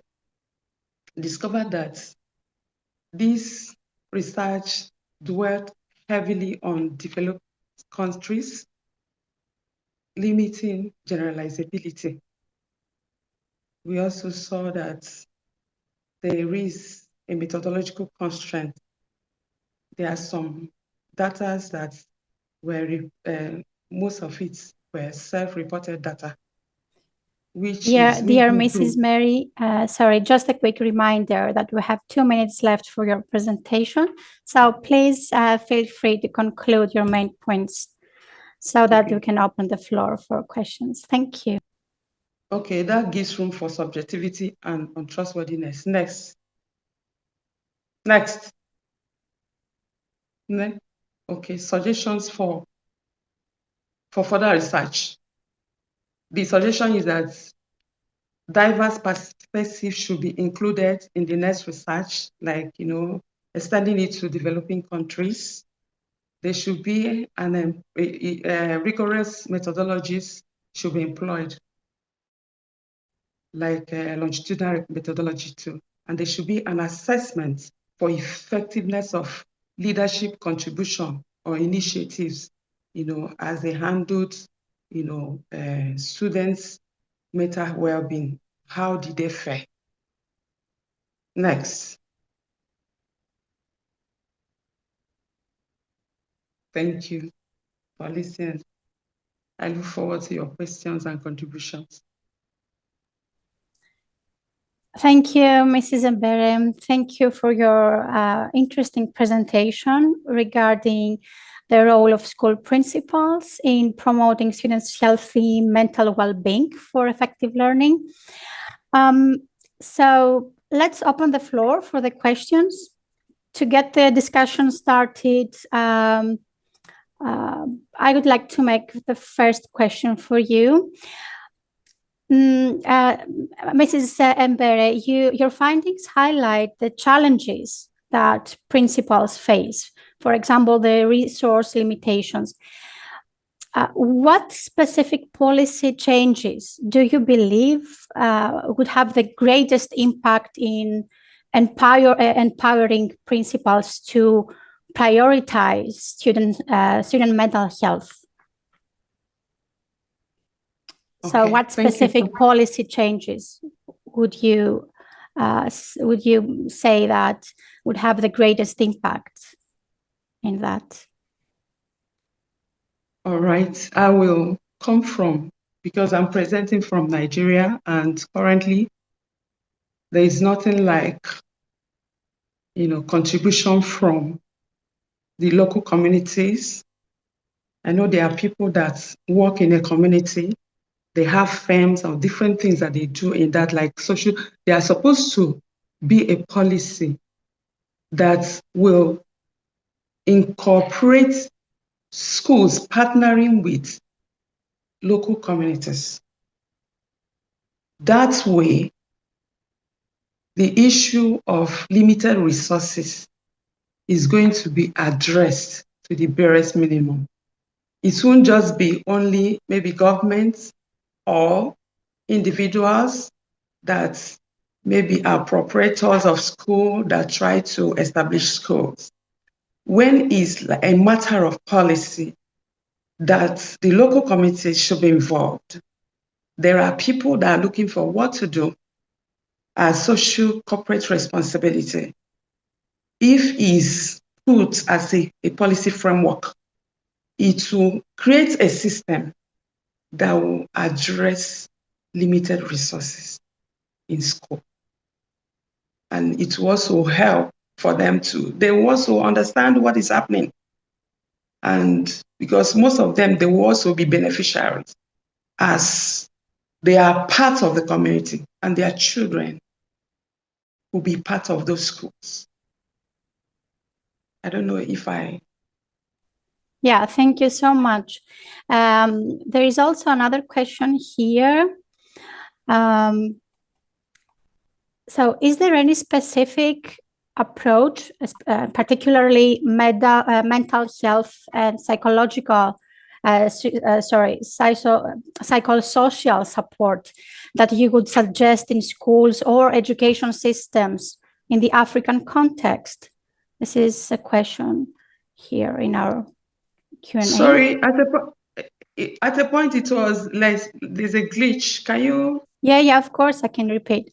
So there is another question here. If there is any specific approach, mental health and psychosocial approach that you would suggest in schools or educational systems, like in the African context? Okay. Yes, there are some approaches I will suggest. Number one, especially from my client here, there's a way they treat mental health.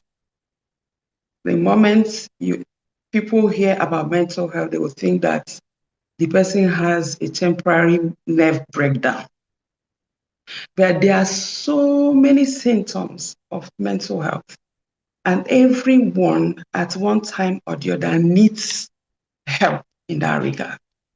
So that creation of awareness, like a campaign, should be part of the school culture. In fact, it should be included in the curriculum of school. Two, it should be a matter of policy to include school social workers, to include experts in mental health as part of staffing, school staffs. Because there might be children that, apart from the issue of the normal stress that happens in school, ranging from academic pressure, we see that there is a lot of issue there, even for every other person. Excessive workload in school, it can influence mental health of somebody. Peer relationship can do that. Talking about social factors, especially in this time and age, social media can cause a problem. So why don't we be deliberate about it? So I'm thinking that for Africa, we need to start doing something in that regard, because as it is, there's nothing like that right now. And it's a whole lot of issues, happening around children or young people in school. And someone will have to take responsibility. And it would be nice if government will think about it, yes, and put up a policy framework that will include all these people in order that we'll have a holistic and total education and an environment that fosters effective learning. I don't know if I answered. Thank you. Thank you very much for having elaborated on that and for addressing this question. Is there any other question? Let me check. Okay, so there is another question. What do you suggest schools do to ensure principals and teachers have enough resources to carry out effective teaching and learning? This is a more general question, but it's almost approach. Hello. Yeah, okay, yeah. I can. Thank you. What I suggest, to be done in order to have enough resources for teachers and principals, in order that, we have answered exactly, yes, but I can say, being deliberate about it, and that's where policy framework comes in. One thing I discover is that if there's a policy framework, it settles like 50% of the problem, because with that, and we bring in the right people. Like if me as a social worker, I'm employed in a school and other, we are trained on a way to also reach out to where we can get resources to help people that are in need. So if this thing is done, I believe that apart from the subvention that goes to schools, there are people that knows how to go out, reach out to people, no string attached, but by the fact that policy is backing them, they'll be able to gain some resources in terms of even human resources. If there are people we have people that actually have issues, those people knows where to refer them to. And because there is already a framework on ground to back that, it goes a long way to solve a lot of issues. In fact, it makes it to be systemic, solving the problem systematically. Mm-hmm. So it's always better than just, maybe an approach that is like hit and run. There's no consistency. Framework is going to help. Mm-hmm. Thank you. Thank you so much, Mrs. Mbere. Thank you for your presentation and for addressing all the questions. This concludes this presentation. Thank you once again. So our second presenter is Mrs. Aliana Lee, who pursued the Master in Education offered in partnership with Liverpool John Moores University. The presentation is titled Factors Affecting Caribbean Secondary Education Certificate Biology Exam Performance, an analysis of examiner reports on student performance in biology CSAC examinations between 2016 and 2021. Mrs. Lee, thank you for being here. Remember that you have 15 minutes for your presentation, followed by 5 minutes for questions. I will remind you when you have 2 minutes left to wrap up. Thank you, and the floor is yours. Thank you very much for having me today.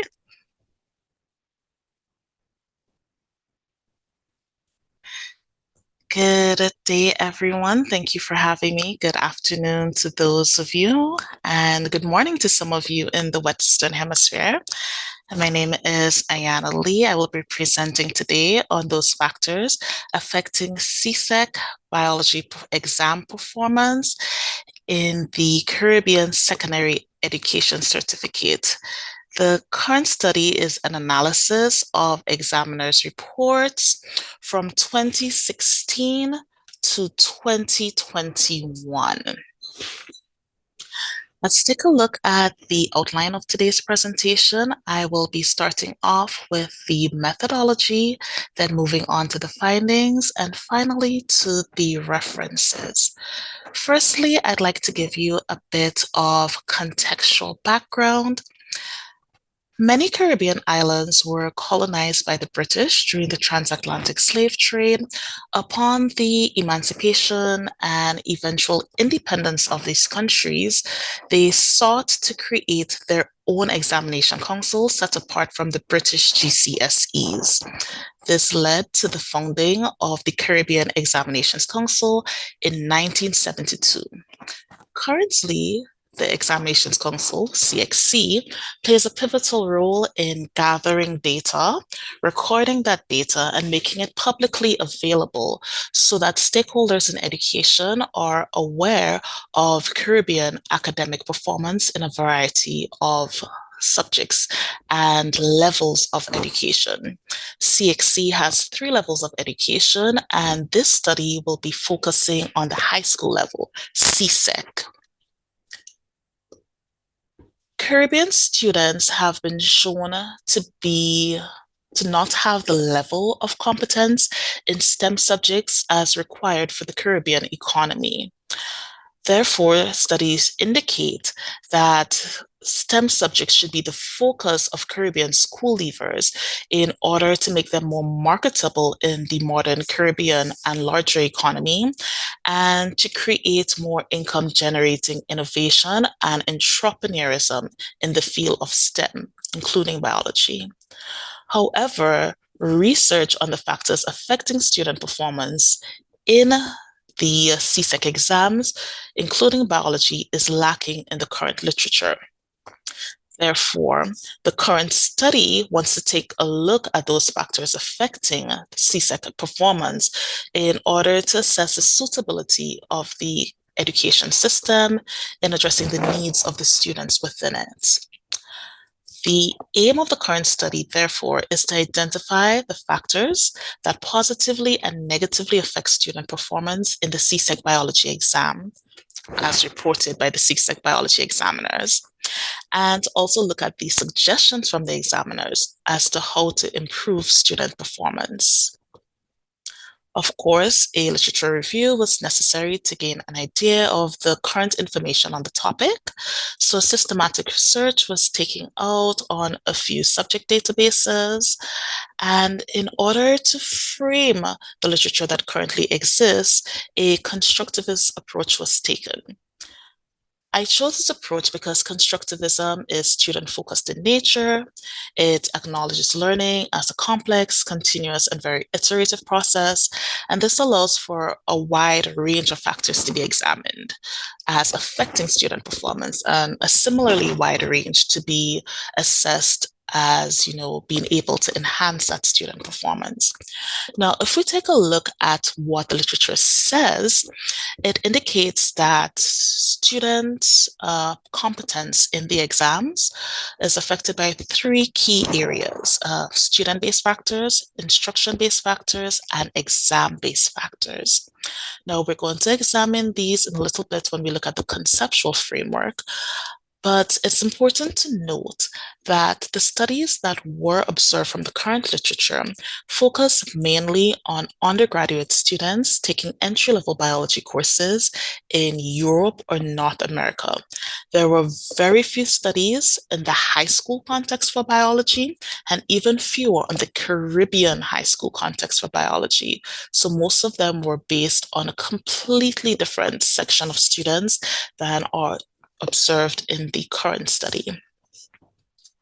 Now, the literature gained, as I mentioned before, three key areas of factors: the exam, student, and instruction-based factors. Now, these factors were all moderated by a variety of variables. If we take a look, for example, at the student-based factors, let's check anxiety. Anxiety affects students' performance in their biology exams. The more anxiety the student has, the less they perform in the exam. But this anxiety can be moderated by different factors. For example, if a student is a first generation graduate, they're the first in their family to go to college, this can actually increase their anxiety and therefore decrease their performance in their exams. So it's important to be aware not only of the variables that affect the performance, but also those variables that moderate the key variables. In order to test this conceptual framework, I utilized an inductive, descriptive, qualitative content analysis. Now, what was that content? As I mentioned previously, CXC generates knowledge on the performance of students. Every year, they release an examiner report, which takes a look at the different questions on the exam and how students performed on these sections. And they also provide suggestions on how students can improve and how teachers can improve the students' performance. Now, I took these 6 examiner reports from 2016 to 2021 as a text for the current studies, and I conducted a thematic analysis on these 6 texts. Codes were induced from content-specific segments of the data, and these were grouped into sub-themes and then into overarching themes. This content analysis was cyclical, iterative, and inductive. The themes were generated from the information presented rather than any predetermined segments, such as linguistically determined ones, like sentences or paragraphs, etc. All the information gathered from the text was induced from the data presented. Now, let's take a look at what this looked like in the research findings. I know this is a little small. The slides, I hope, will be available to you later. I've included a link to the image so you can see it a bit larger in your own observations, in your own reading. But let's take a look at some of the codes generated from the text. For research question 1, there's the code of biological concepts. Biological concepts refers to the student's knowledge of different facets of biology. For example, the reproductive system. What does the student know about this, right? And research question 1 codes for the factors which positively affect student performance. We see biological concepts showing up 71 times among the texts, and it appeared in all 6 cases. So in all the years, they emphasized that students' competence in biological concepts contributes positively to their knowledge of biology and therefore to their performance in the exam. If we take a look at all 3 research questions, we see various themes emerging. Research question 1 had 3, research question 2 had 4, and research question 3 had 3. These will be addressed in further detail, but first let's summarize the data. The data suggests that the factors influencing student performance, whether positively or negatively, are grounded in students' subject-based competence. This is, of course, a student-based factor. Now, we saw that the literature also addressed exam and instruction-based factors. So the current data deviates a little, much from the current literature, as it does not address instruction or exam-based factors. If we look at research question 3, the factors that can positively impact student performance, how student performance can be improved, this one yields instruction-based suggestions, again, deviating from the research, the literature rather, because the literature also addresses student and exam-based factors. Moreover, even in the aspect of student-based factors found in the literature, they were a lot larger than that found in the current research, because the current research focused on just student competence factors, whereas the literature includes other student-based factors, as I mentioned before, such as students' anxiety, let's say student socioeconomic status or student gender. So we see a bit of deviation from the literature here. Let's take a look at research question 1. The 3 key themes observed in research question 1 was students' knowledge of biology, their use of that knowledge, and their practical skills in biology. Now, these all align to some of the data found in the literature, in that it was observed that if students have more competence in biology, in terms of the knowledge, their performance is improved. However, the literature observes this as a moderating variable rather than a primary variable, whereas the current study observes it as a primary variable. In all, we also see that research question 2 also presents these 3 key themes: knowledge, use of knowledge, and practical skills. This suggests that students' higher levels of these 3 key facets improves their performance, and their lower competence in these 3 facets decreases performance, which reads as a bit of common sense, but it's nice to have the data to support it. We cannot overlook, however, the 4th theme observed for research question 2, language and communication, which was not observed for research question 1. Poor language and communication skills had an adverse effect on student performance. However, good language and communication skills did not show to have a positive effect on student performance. This suggests that while CXC does not award grades for good language competence, it can negatively affect students when they're not competent in that area, again, aligning with the literature. Now, research question 3 emphasize instruction-based methods for improving students' performance. And these were themed under teaching supplements, the use of teaching supplements, the way teachers teach, their teaching mode, and the content of the material covered with the students. Now, this aligns with the literature, which, as we saw before, focused on instruction-based methods. But again, the literature also focused on student-based and exam-based methods, which were not addressed here. Now, this aligns with the constructivist conceptualization of teaching because it encourages students to use all the tools at their disposal, and for teachers to encourage students to do so. Teaching supplements.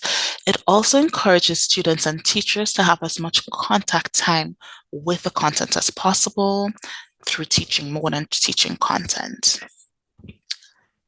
In conclusion, students' performance in the CSEC exams is a direct estimate of their ability to use this knowledge in employment and in their academic pursuits post-CSEC. This study supports the literature that student performance in the biology exams can be influenced by instruction and student-based factors. However, the current study does not acknowledge exam-based factors. The key factors that have both positive and negative effects show to be knowledge, use of knowledge, and students' application of practical skills. However, English language and communication skills was just shown to have negative effects, but no positive effects when used properly. This, of course, invites future research, and we're going to discuss this in our recommendations for research and practice. Firstly, for recommendations for practice, I won't go in depth with these in the interest of time, but we should acknowledge the recommendations from practice which rise from the current study. For example, incorporating specialized content-based sessions. It's important for students to focus purely on content for some sessions, as we observe that content is significant. We saw it popping up 7 to 1 times in improving student competence. Also, teacher training workshops would be essential in ensuring that teachers use the correct supplements, content, and modes of teaching in order to increase student competence. Now, in terms of the recommendations for research, this study used secondary data. Primary research with students of the population would be beneficial. It would also be beneficial if we had more technological and financial resources, seen as more expensive, higher-level qualitative analysis software could provide more in-depth and multivariate information. The implications arising are these shown here. And our limitations, of course, are the financial and technological resources and the fact that the current study does not examine exam-based factors. Thank you so very much for listening to me today. I hope we have some questions arising from the study. Thank you very much. Thank you very much, Mrs. Lee. Thank you for that insightful presentation on students' performance at the CSEC biology exam. Let's now move into the Q&A session. So to get the discussion started, I have one question for you. So you mentioned different factors affecting exam performance, like stress level, gender, and other ones. Given the complexity of factors affecting the exam performance, how can educators identify and prioritize some interventions that address these challenges, these interrelated challenges? Okay. Now, firstly, the current research doesn't delve into the non-competence-based student factors. So the recommendations that I'm giving are not based on the current study, but rather on the literature that currently exists. The recommendations are to observe students on the individual basis and to try to address the moderating factors such as socioeconomic status, etc., from an individual level, and to implement policy changes recommended by the literature. For example, noting that students with lower socioeconomic levels may have difficulty in accessing resources, policy could be made to create low-cost, free access resources for students that could help address this problem. For issues such as student gender. We see that female students tend to have more anxiety, the availability of psychosocial counseling sessions, maybe even online resources where they don't necessarily need to go to someone, but the resources are available to read or videos are available for them to watch. Even free apps that they can use to manage anxiety levels would be beneficial. So looking at the student as an individual, but then providing collective overarching resources that could help address these areas could be beneficial to the students. Thank you very much for these recommendations. So since there is no other question, I will make the last one. I found really interesting the connection between this biology exam and the STEM education field in general.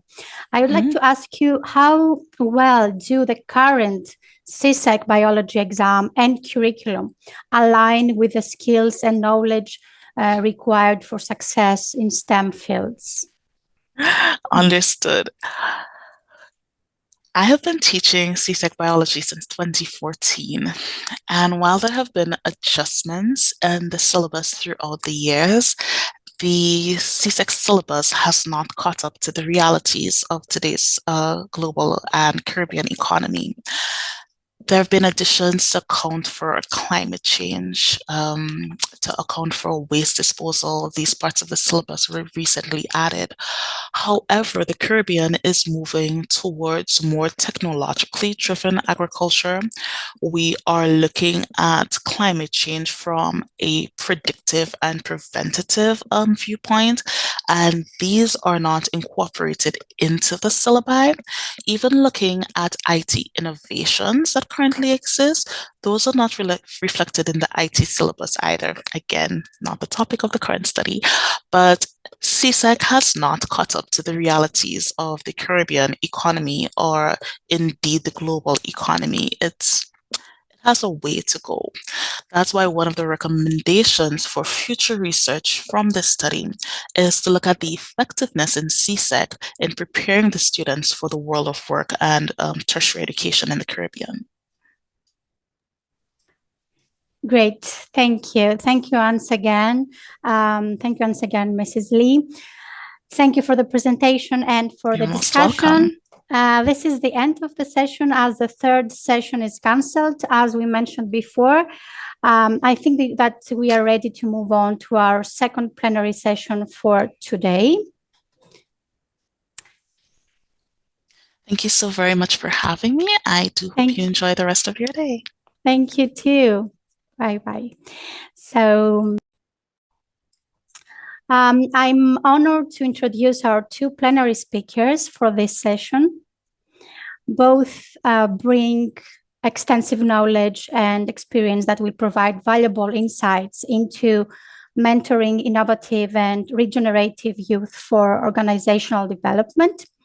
We are truly fortunate to have both of them with us today, and I'm sure that their presentation will spark a thought-provoking discussion. It is my pleasure to introduce Dr. Daniel Bolomoka, who is the Dean of the School of Education, Humanities and Social Sciences at Unicaf University, Zambia, with 14 years of experience in lecturing and research, while previously he taught in government secondary schools and held key admin roles at the Zambian Open University. Dr. Bolomoka has received several scholarships and awards.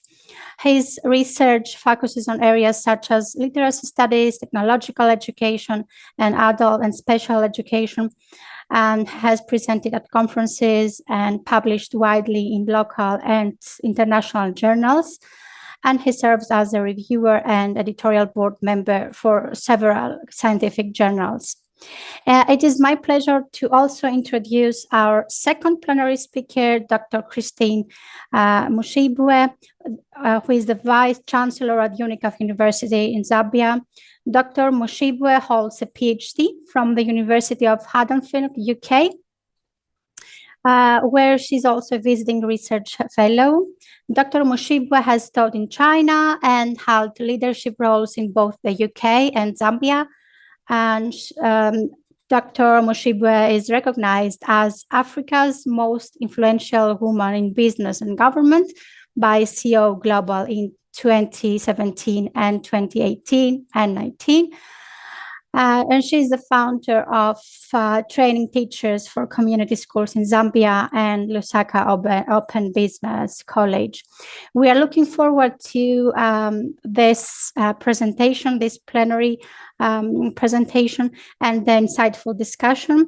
And I'm sure that their expertise will offer valuable perspectives. Dr. Bolomoka and Dr. Mushibwe, please remember that you have 40 minutes and we're going to have some time, 20 minutes for questions. Thank you so much once again for being here, and the floor is yours. Thank you very much, and thank you very much for the introduction, and good afternoon from Zambia. And I know that the time zone is different to other places where the students are actually coming from. But otherwise, thank you so much. You already have the paper? That's the presentation. I can start? Oh, let me. Can I share the paper? The PowerPoint presentation? Yes, please proceed. All right, okay. So I'm going to be sharing the presentation.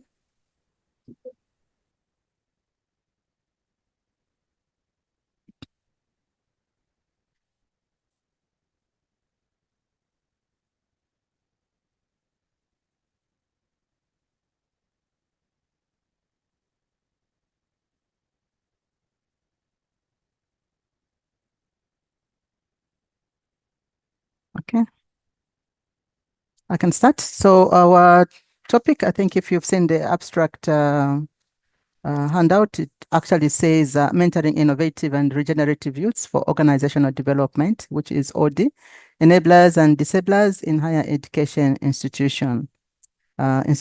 So the two of us are the contributors to this paper. And that's the outline to the presentation. I'm sure we can all see that. So I'll present, I'll give you the introduction, but of interest, obviously, those texts that we have included there. I hope you'll be able to understand them as we get into the actual paper.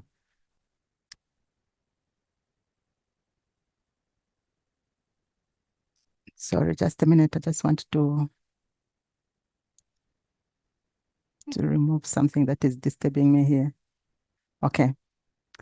So, introduction. Mentoring is quite an important aspect in anyone's life. I'm sure you're going to agree with us that we cannot do without mentoring. Even in a home environment, mentoring is something that goes on between parents and children, and sometimes even among the siblings themselves. The older siblings can actually be mentors to the younger siblings, or vice versa. You never know. So in this case, mentoring plays a critical role in fostering innovation as well as regenerative practices among youths, which are contributing to organization development. And you need to understand that organization development is quite crucial here.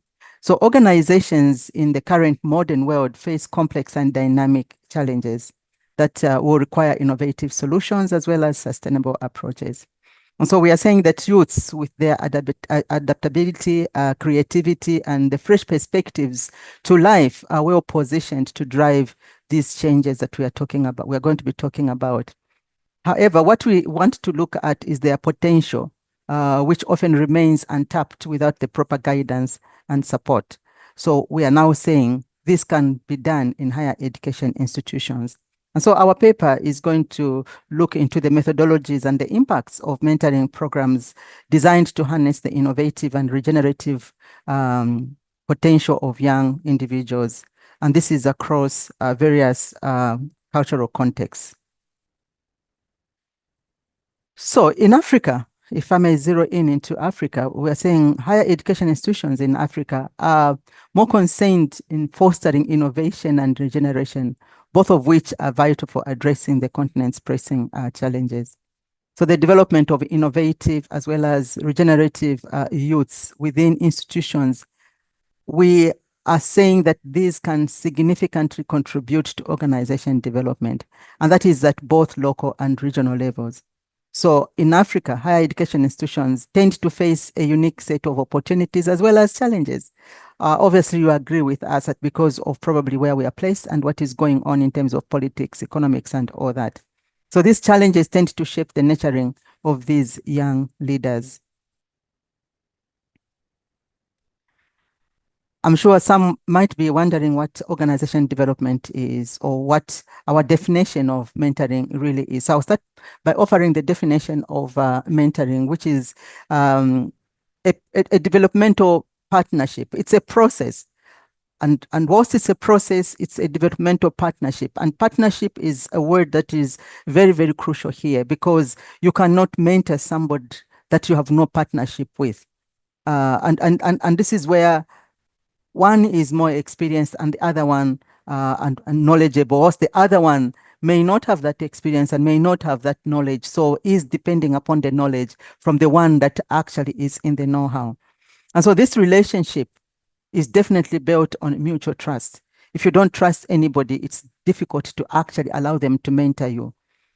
So there's trust, and then there's also mutual respect and the commitment to the personal as well as the professional growth of the mentee. And that is very important, because you're not just mentoring, there's an aim to ensuring that the mentee is being, is growing as well as gaining the knowledge that is assumed.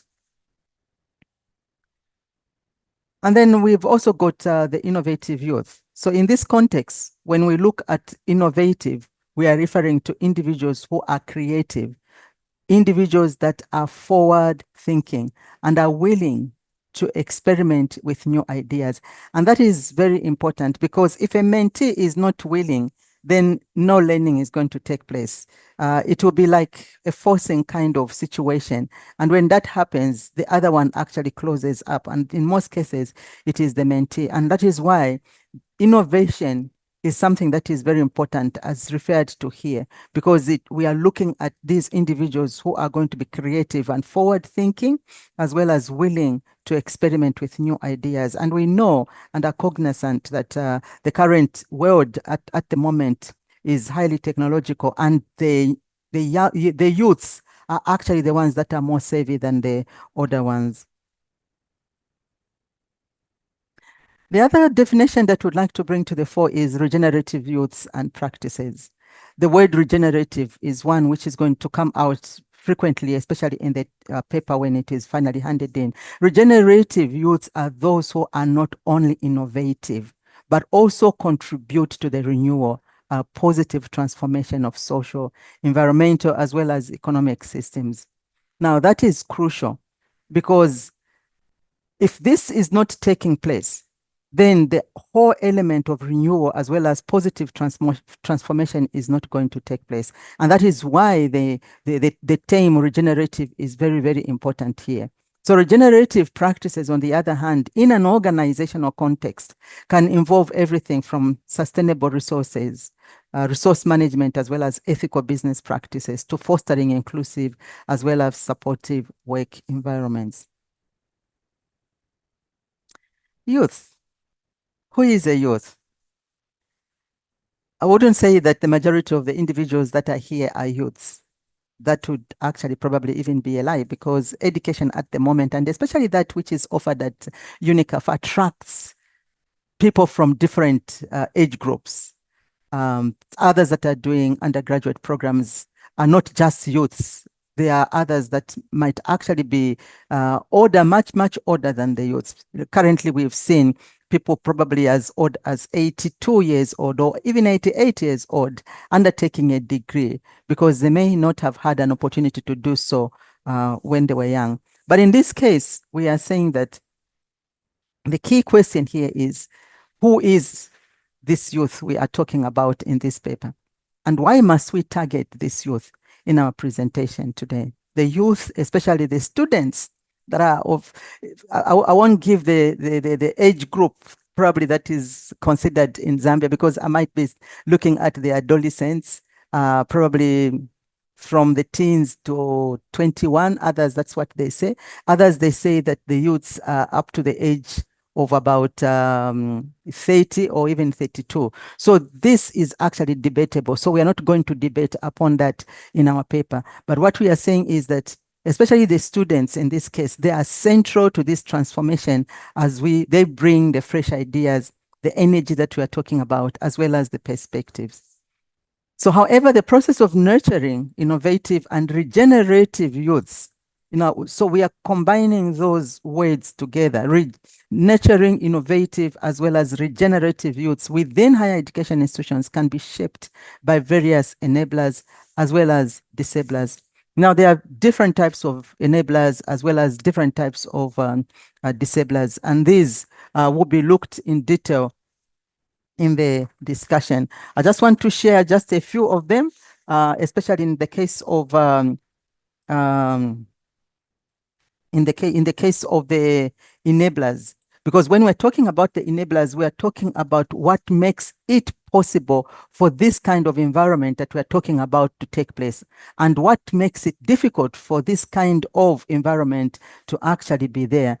And so if, for instance, there are funds available, then we are saying that's an enabler. If the infrastructure is there, then we are saying that that's an enabler. A good example probably we might give is the model of education or delivery for Unicaf is one which is online. And so the enabler in that case would be the tablets that are used, or the phone that is used, or those gadgets, or the computer. Those would be enablers. But in the absence of that, then that becomes a disabler for our innovative or innovative model to actually be practiced. So that is just to help you understand the issue to do with enablers as well as disablers. The main word, which is OD, or organization development, this is very important. The concept of organization development is very important. And I know that in a number of places, this might not be going on, but organization development is crucial. It is a process, and it is an important word that is systematic, has a systematic approach to improving an organization's capacity to handle its internal as well as external functions, as well as relationships. So it actually touches on both the organization and individuals within that organization. So it involves the application of behavioral science knowledge to enhance an organization's effectiveness, encompassing various interventions aimed at organizational change and growth. And change and growth are very, very important. And so even when we are talking about regeneration or regenerative youths, it's because we are looking at issues to do with change and growth. And that is why the whole theory or the aspect of organization development is crucial here. So the core objectives of organization development include enhancing organizational performance. That is crucial. So even as we are talking about these youths, we are actually looking at enhancing organizational performance, fostering a culture of how we do things here of continuous improvement, and ensuring that organizations can adapt to the dynamic external. So in certain places, you find that organization development is looked up as a practical theory, because it makes the organization look at itself as a mirror. The organization development becomes like a mirror, within which the organization can look into, or even as an individual uses OD as a mirror, where you can actually be able to see where you are and how what you can be and how you can actually get to that. And that helps improve the way things are done. And so which means that even the culture itself begins to improve. So there is this holistic change or systemic change. Continuing with the definition of organization development. Sorry, I think that was a repeat. So the context of the paper, what we really are saying here is a systematic review approach following preferred reporting items for systemic reviews and meta-analysis, which is the PRISMA guidelines, was employed to collate as well as synthesize relevant literature here. And so that's the methodology that was used. I hope that people are actually familiar with this PRISMA methodology. So this method ensures that a comprehensive as well as an unbiased analysis of existing research, providing a robust and reliable insight, was used. The review covered various perspectives that included the global context. Then we looked at the African as well as the Zambian context, drawing right here home, to offer a holistic understanding of the effectiveness of mentoring in different cultural settings. So that methodology, the PRISMA methodology, was actually very crucial here. Now, one of the things that I may say before I hand over to Dr. Daniel here is that as he goes into looking at the philosophies as well as the theoretical framework of our topic today, you need to understand that organization development provides organizations with a systems level of change, holistic participation of individuals, a systemic change, sustained change that becomes part of the organization's culture, as well as allows individuals within that particular organization to be ready for change at any level, from an organizational level as well as an individual level, without which what we will be talking about here would actually not happen. So the connection between organization development and this regenerative youths for organization development is very, very important. And please ensure that you don't forget to connect the enablers as well as the disablers as we look at how this can actually take place. I'll now hand over to Dr. Daniel, who will continue with the presentation. Thank you very much. Dr. Daniel. Thank you. Maybe you can stop sharing. Okay.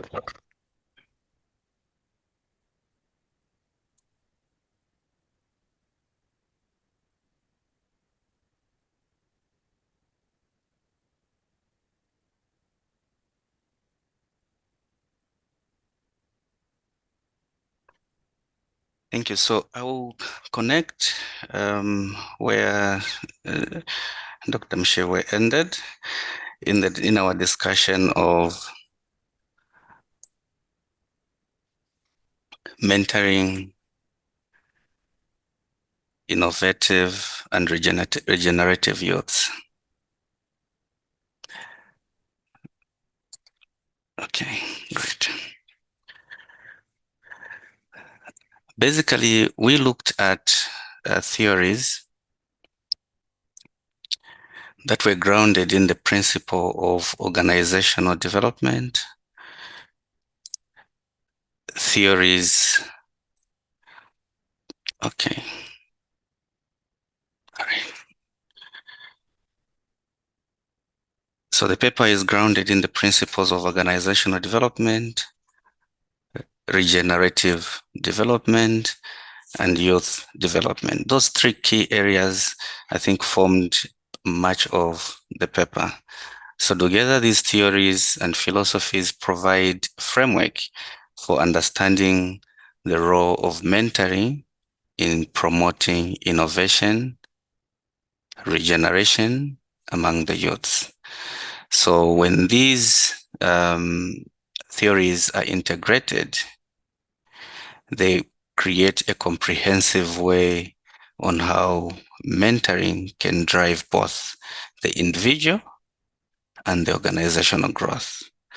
I think terminologies that many may be aware of are terminologies like sustainable development, development from different perspectives, but we have these scenarios that we need to begin to promote. What are these scenarios? These are scenarios that are being emphasized in the three: organizational development, regenerative development, and youth development. A recognition that the development of a young person and organization is interconnected. There's that mutual exclusivity between the two. They are mutually exclusive. There's a symbiotic relationship, which is supposed to be built through effective monitoring of what happens. So if it's a higher education institution, what the institution does is normally monitored. That's why there are local authorities. And we see how that transitions and transcends to the individual. So there is emphasis on both the individual as well as the organization in promoting an environment that is enabling. So the theory is also very important, these three theories, because they focus on long-term sustainability and resilience by instilling regenerative values and practices in the youth. We see the youth that become very innovative, very attentive, and very religious to the organizations they serve because the organizations have invested in them. They've provided people to mentor them, and they feel they owe the organization and the organization owes them. That is how organizations are also growing. Okay. In the end, we see how the structure of many organizations promote the youths to develop from very young officers in an organization to CEOs, to managers, to deans in schools, to lecturers, to heads of departments. It's because of these regenerative ideas they have and how the institution has invested in them, and they too have invested in the institution. So what we see is an ecological system that they create. We see an ecosystem that the theories and philosophical underpinnings on which organizational development, regenerative development, and youth development are built on. So as we go on, I would want to move a little fast, looking at the time, and talk about why organizational development. Why are we talking about higher education institutions? So you see in the media, we have a lot that is being showcased. This is an online paper. 16th was 2 days ago. So we have a lot of headlines that are hitting the media, talking about organizational development, youth innovation, investment in the youth, and so forth. In Zambia, there is a paper known as the MUST. This is a MUST e-paper, and it had a headline, Empowering the Next Generation of Statisticians. So regardless of our field of study, business, education, law, you can name it, there must be a discussion of regeneration, innovation, and all this discussion becomes extremely critical. Now, I would also want to pay attention to bring to your attention another conference that took place here in Zambia on focusing on the scientists as innovators and their role in promoting development. As we get to the conclusion of this discussion, I will share with you how one of Unicaf's own members participated in this conference as a research officer and an innovator. So what we are saying is, why are we talking about organizational development? And why are we linking it to higher education? The emphasis is very clear. It's because there is a critical role human capital plays. It is a driver of an organization. So you invest in the human resource, so the human resource can produce as the organization wishes and aspires to. There's effective development and utilization of an organization's workforce, which are very crucial in achieving the strategic plans of the organizations. In this case, higher education institutions. So all in all, there is an emphasis on organizational development because of the human capital, the human workforce, and the need, which we cannot run away from undoubtedly, of fostering innovation, implementing regenerative practices to restore, to renew, to revitalize the organizational resources and systems. That is the only key. We are here talking about organizational development in a higher education institution. Very tricky. You will notice that organizational development in higher education institutions involves creating adaptive, innovative, regenerative environments that are able to foster growth and transformation. Not very long ago, we had classes in many countries, Zambia inclusive, Tanzania, Botswana, where a lecturer must be in front of students predominantly. Came COVID, we went online, we went virtual. These are aspects we're talking about. Our friends in the IT area were very innovative. They created virtual platforms. Now we have Blackboard, Teams, Zoom, you can name them. And people are able to hold meetings virtually. It is because of the innovation. Remember, it's the higher educations at the center, and they are the ones that can drive this innovation. We are coming from Unicaf University, and putting Unicaf as a forefront to promote innovation is just but one of the things that we can talk about. So there are many reasons why we must promote innovation. Among them, innovation is the engine of growth in contemporary organizations.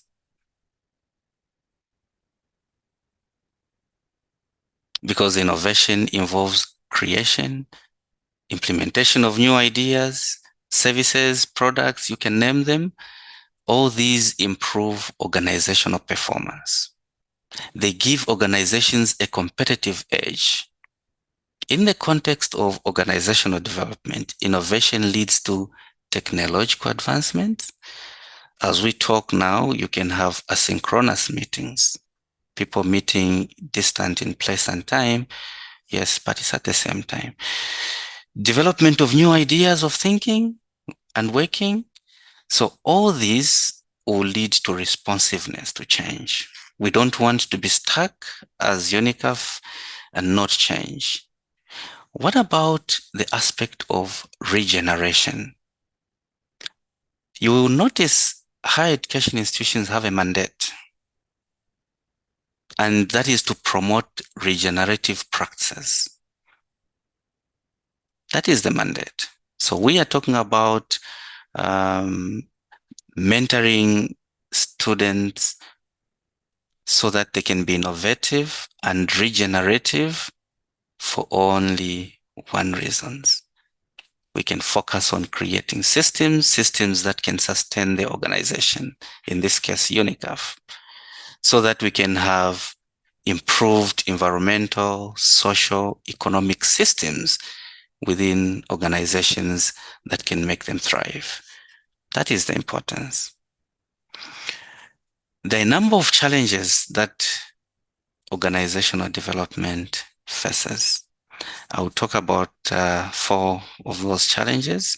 Number 1, attracting, retaining, and developing talent is not easy because of the differences in the human capital. You develop this human capital, and by the time you feel now they'll contribute to the organization's development, the person pushes in a resignation and you have to employ and retrain another person. So it requires creating an engaging and supportive work environment that makes sure there's growth and development. But at the same time, even if that is done, it's a challenge because you will need to train, retain that talent, which isn't easy. Number 2, there's this increased globalization that has intensified with competition. You've got Unicaf Zambia now, you've got Unicaf Malawi, but you've got the University of Zambia, University of Malawi, University of Botswana. That competition to offer quality programs, quality syllabi, and to produce students that are able to contribute to their organizations, the community, and nation at large is a challenge. So these global dynamics present a challenge for organizational development. The third one, there's this rapid pace of technological change.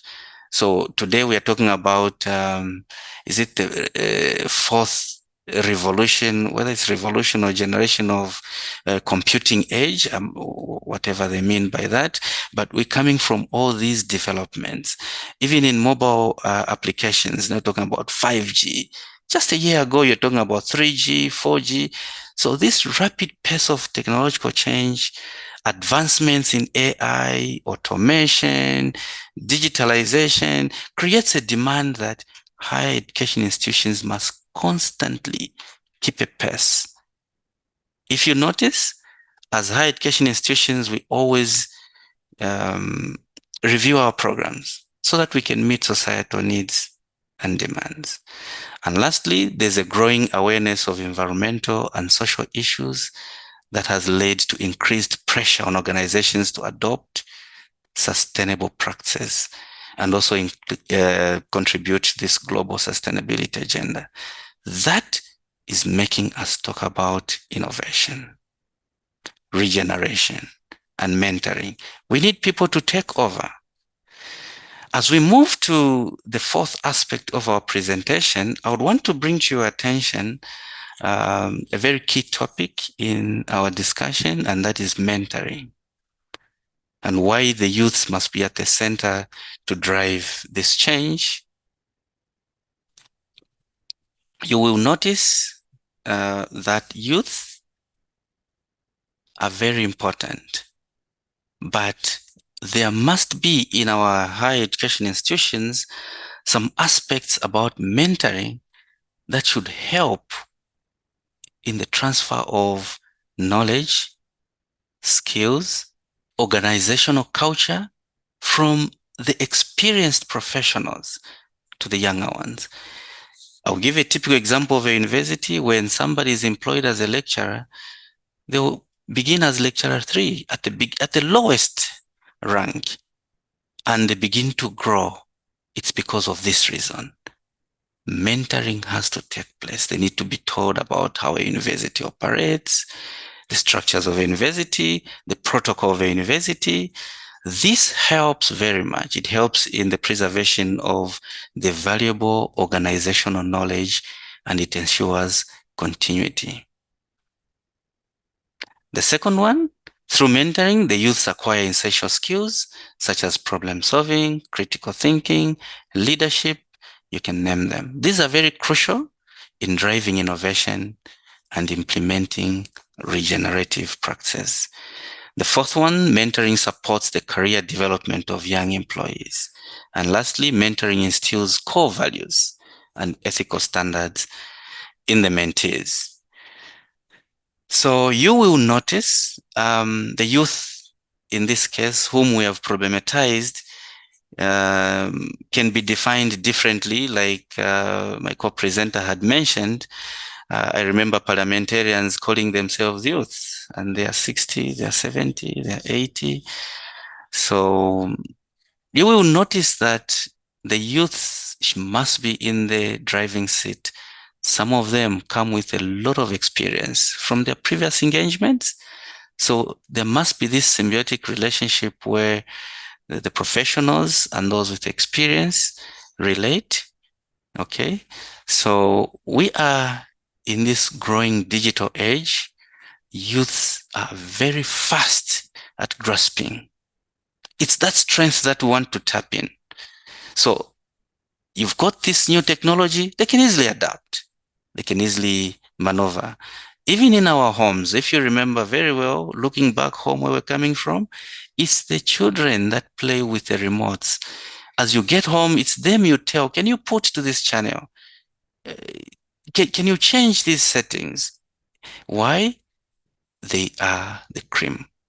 They've got the strength. So these generations ought to leverage on the youth that have the power, but the experienced ones, the professionals, must also be with them. They must give them the support and mentor them. We've talked about the importance of mentoring. We've talked about mentoring in a very detailed manner. And I would want to probably conclude this part of our presentation by mentioning the role of higher educations in the mentoring process. And I'll bring to your attention 3 core areas. The first one being academic guidance. In a higher education institution, mentoring through faculty members will guide the students with the challenges they face. They'll provide them with research opportunities, and they'll help them set the academic goals. It is from here where we see colleagues rise up as lecturers. We have in our midst many lecturers that were students, and the university saw how their potential could impact many other students and tapped into them and promoted them or employed them, in short. So mentors also help students navigate the curriculum. And that's what our colleagues do. And that's what we do. Mentors help students select the courses they take, align them with their career goals. That is an important aspect, especially in times like this. In career mentorship, we see higher education institutions playing a big role. We had a problem in Zambia in the past 15 years. We had a lot of teachers who thought teaching was a very bad career. They wanted to switch careers, and with their diploma in teaching that made them get employed, they switched. They went to study law degree. They probably proceeded to do a master, LLM, Master of Laws. But remember, they were still teachers, still drawing a salary of a diploma holder. And their friends who pursued a degree in education transitioned to get a salary for a degree holder, and that discrepancy began to get on their nerves. They're not switching departments to human rights or law. They still stick to teaching, and they have a diploma. They get frustrated. They're about to retire. What do they do with what they have studied? So career mentorship becomes very important. As Unicaf University, we have an alumni association in Zambia and in many parts of Unicaf, I should believe. These help students who are already studying, students who intend to study, to enroll with the university. So career mentorship is not just an aspect that lecturers perform, but many other in the university environment promote it. Career mentorship can be done by alumni, by lecturers, and many significant others. So they help them explore career opportunities, job employability skills, and gain many other insights. Thirdly, we have personal development. So we've got faculty, we've got staff, and all these peer mentors who play a role in guiding students through challenging times, offering support with many issues that may stress them. Let's take note, it's not personal issues at homes, no. It's issues to do with school, issues to do with the institution, the programs they're pursuing, and so forth. Personal development relating to the academic welfare, not about their home issues, no. So this type of mentoring fosters emotional intelligence, resilience.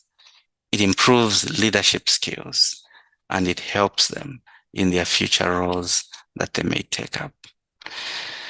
We are towards the end of this presentation, and I would want to now focus on 2 things in discussing mentoring, innovative and regenerative youth for organizational development, in short, MIRE-OD. I would want to talk about the enablers and disablers in higher education institutions. Dear Dr. Bolomoka, sorry for interrupting.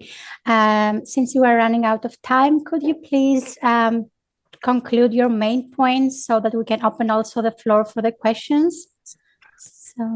Thank you. Yeah, thank you so much. Thanks. I think we may have just 3 or 4 slides remaining. So we're okay, great.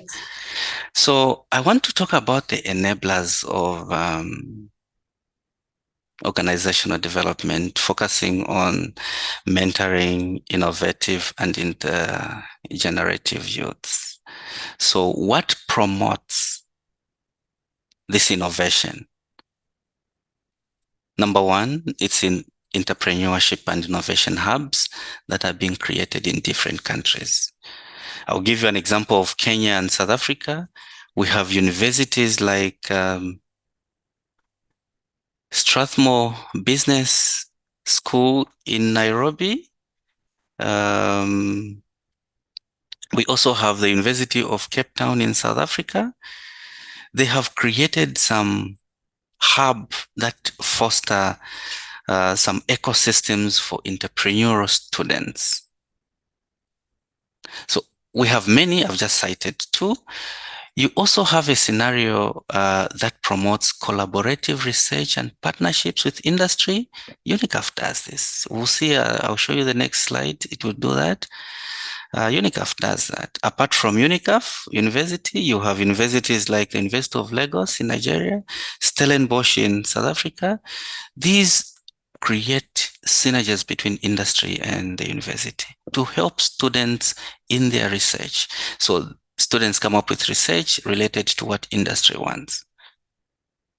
Right now, Unicaf University has a postdoctoral student who is undertaking a research emanating from what the industry is speaking to.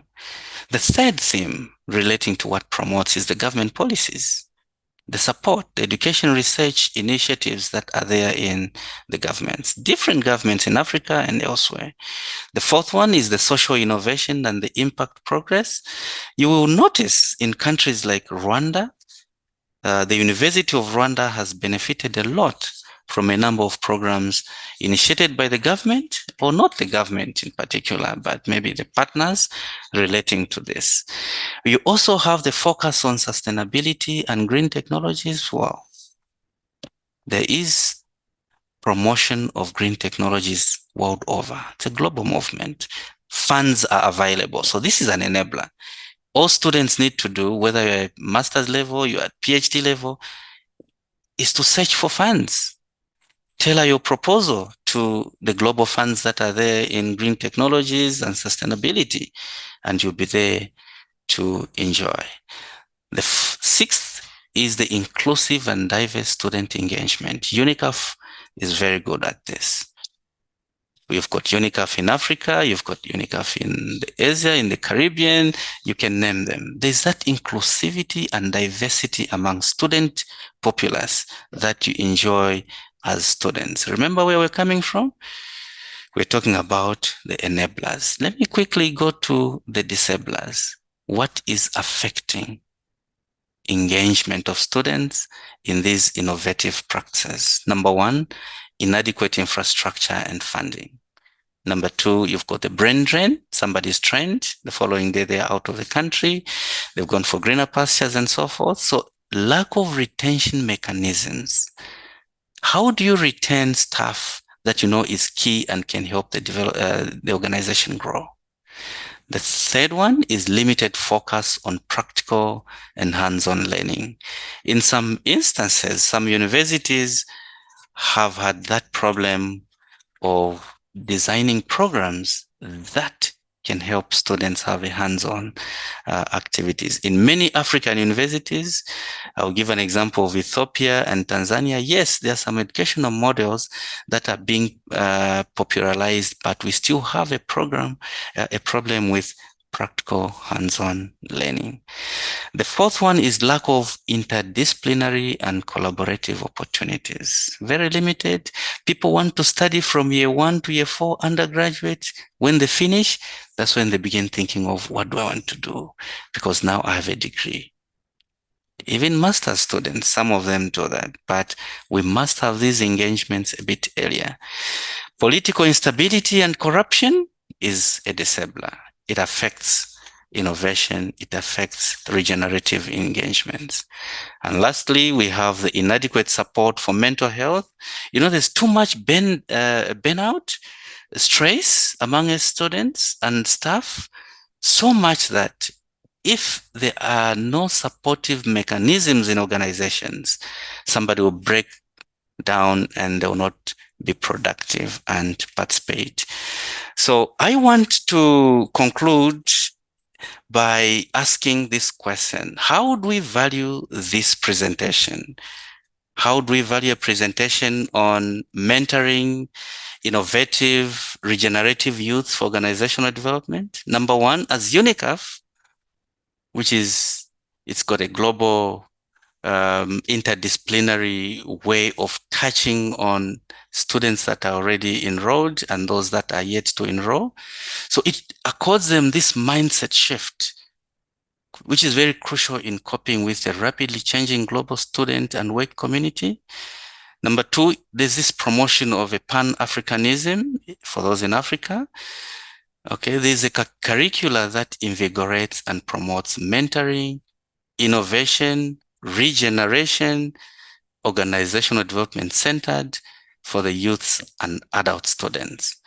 You will notice as I get to this next slide that Emily, who is presenting in the picture I'm showing, is a research officer here at Unicaf University, Zambia, who was once a student at Unicaf, offered a scholarship, pursued her master's in oil and gas, and is actively involved in a lot of innovations in the country. This is a recent presentation she was making at an NSTC and PAC RA WIPO Innovators Workshop in Lusaka, in the capital city.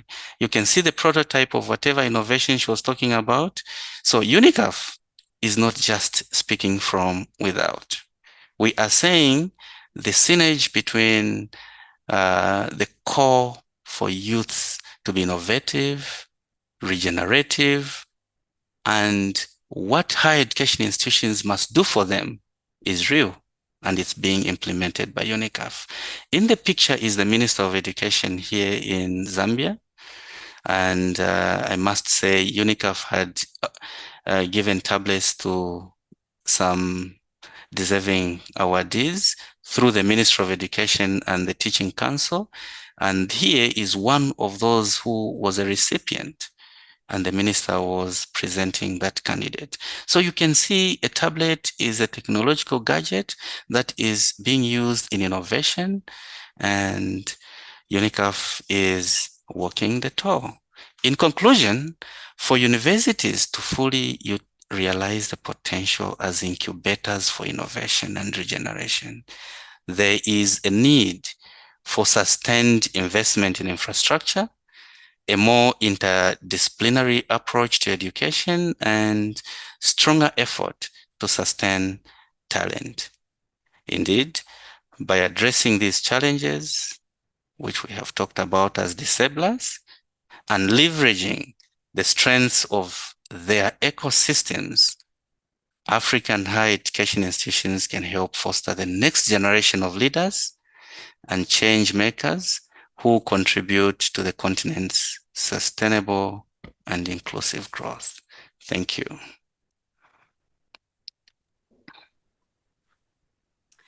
Thank you very much, Dr. Bolamoka, and also Dr. Mushibwe. Thank you for this engaging presentation. The topic of mentoring and its role in fostering innovation and regenerative practices among youth is very interesting. Thank you for the insights that you shared into how these programs can be structured to make meaningful impact in both educational and organizational contexts. To get the discussion started, the first question that I would like to make is, So your study emphasized the importance of structured mentoring programs. What are some strategies that can ensure the long-term sustainability of these programs, particularly in Zambia?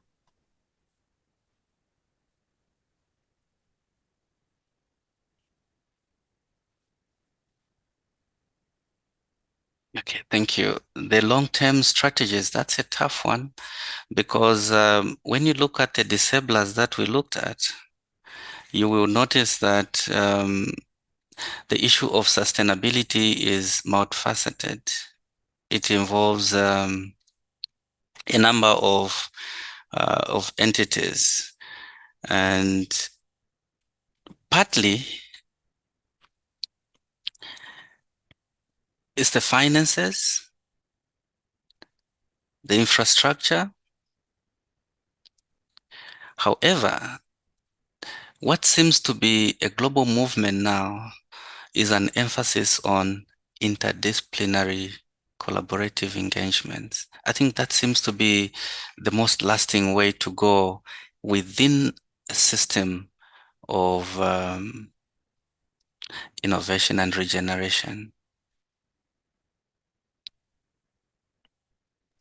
I hope that helps. Yeah, thank you.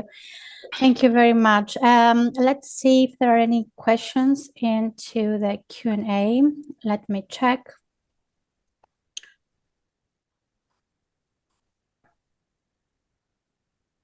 Probably So as there- you are checking, yeah. I would like Yeah. to add to what Dr. Yeah, Daniel sure. said. Yeah, sure. I think the theme of organization development is crucial here, because like we said, it's a systemic approach. The behavioral element of organization development brings about change in attitudes, in values, skills, and significant relationships.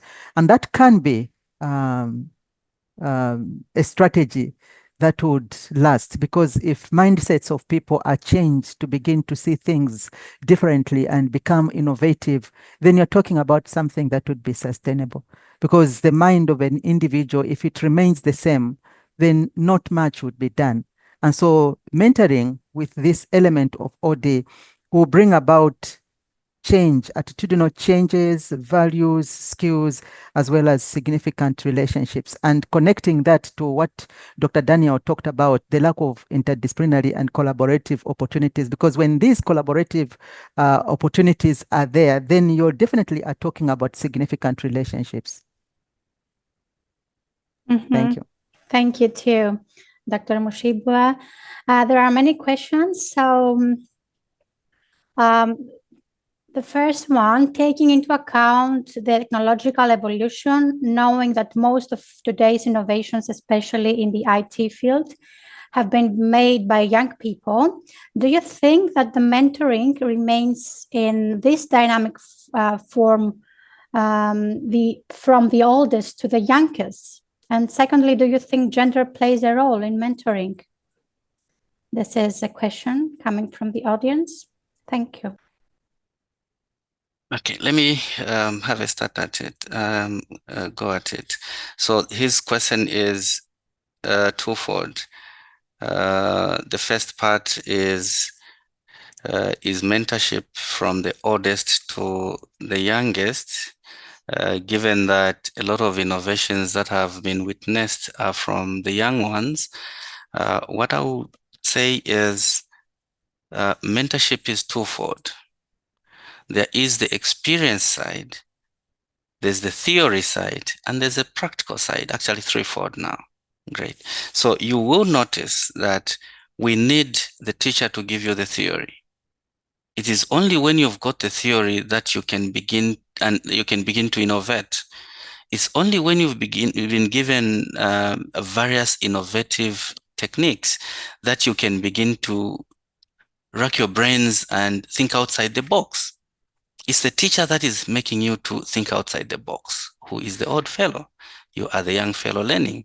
So whether you are in a high school, secondary, in university or college, the procedure is the same. So we need one another, the old and the young. So when the young person comes up with innovation, they'll still take it to the old person. Look at what I'm thinking. What do you think? So there's that relationship that we can't run away from. The second one, does gender play a role in mentorship? Yes, 100%. Dr. Mshiwe was amongst one of the first few female vice chancellors in Zambia.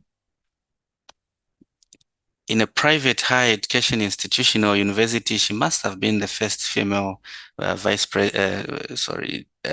chancellor. So what did that do to the female folks? What did that do to the young ones, male and female? It, of course, makes them push themselves to the next level. I think I can be. If she has been a vice chancellor, I can be. That is the kind of aspect we're talking about. But when it comes to innovation, women are always relegated. If you look at the feminist theories, they're all talking about a woman's role is, the woman's place is in the kitchen. No, you cannot be on top, you are always, but where a female person becomes an engineer, like we had a female engineer lead a project for a dual carriage road, other females were encouraged. I think I can still get there. So innovation, gender are intricate and cannot be separated too. Thank you, Dr. Bolamoka. There are many questions here. So another one is, so how do you see the collaboration? This is about how do you see the collaboration between higher learning institutions and the industry? Higher learning institution being hubs for research into areas of advancement. Probably I can answer that one. Yeah, sure. This is a crucial one, a very good question, and it's a crucial issue at the moment. If I talk about Zambia, this is one area where the Higher Education Authority of Zambia, and these are regulatory bodies that are regulating the standards of higher education institutions in the country.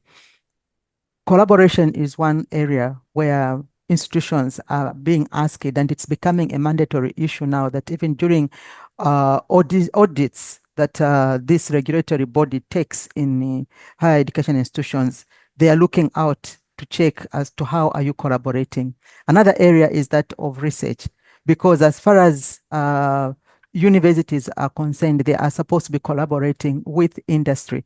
Issues to do with research has to look at what kind of research is going on in a particular higher education institutions and what are they doing with that particular research. So whatever research is going on now in higher education institutions, this is supposed to go into industry. Industry is supposed to be taking hold of the research, the results of the research. If it is innovations that have come up, industry is supposed to come in and buy in into that innovation. What has been happening in the past years is where research is conducted and it is put in the library, and that is all. And you go into a lot of universities and you find these repositories where there are dissertations and there's nothing going on.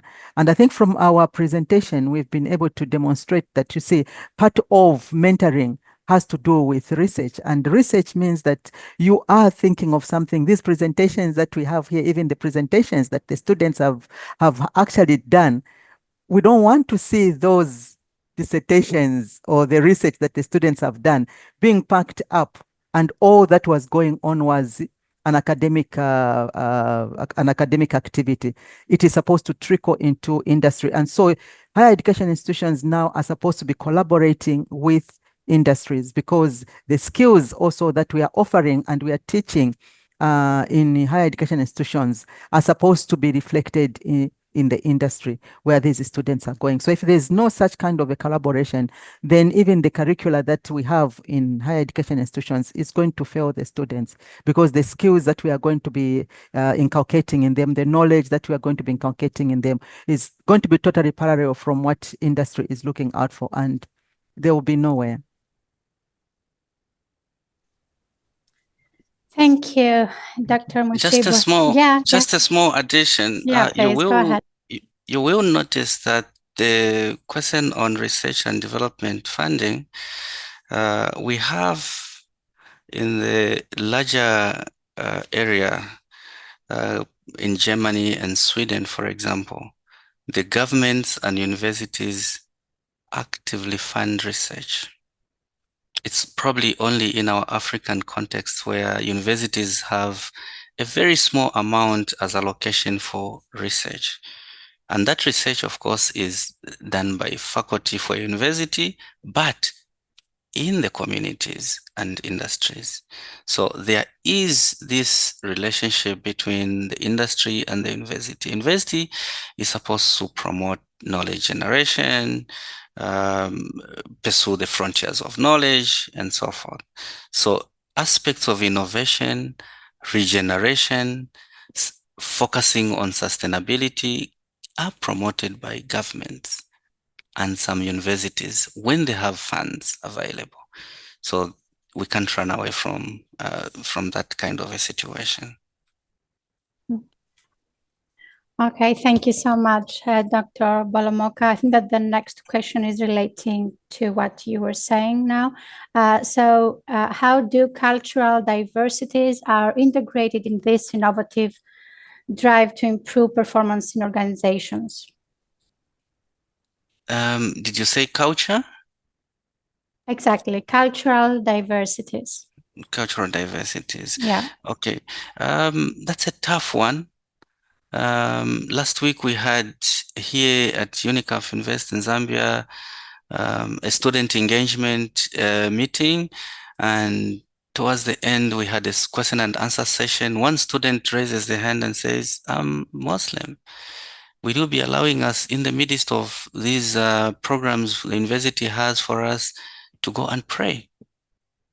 So I'm talking about a religious issue, but it's still deep rooted within their cultural affiliation or affinity. So we've got different situations to handle as universities, but there's that flexibility. Remember, we are a Pan-African institution. Number one. Number two, there's this global environment that is being created.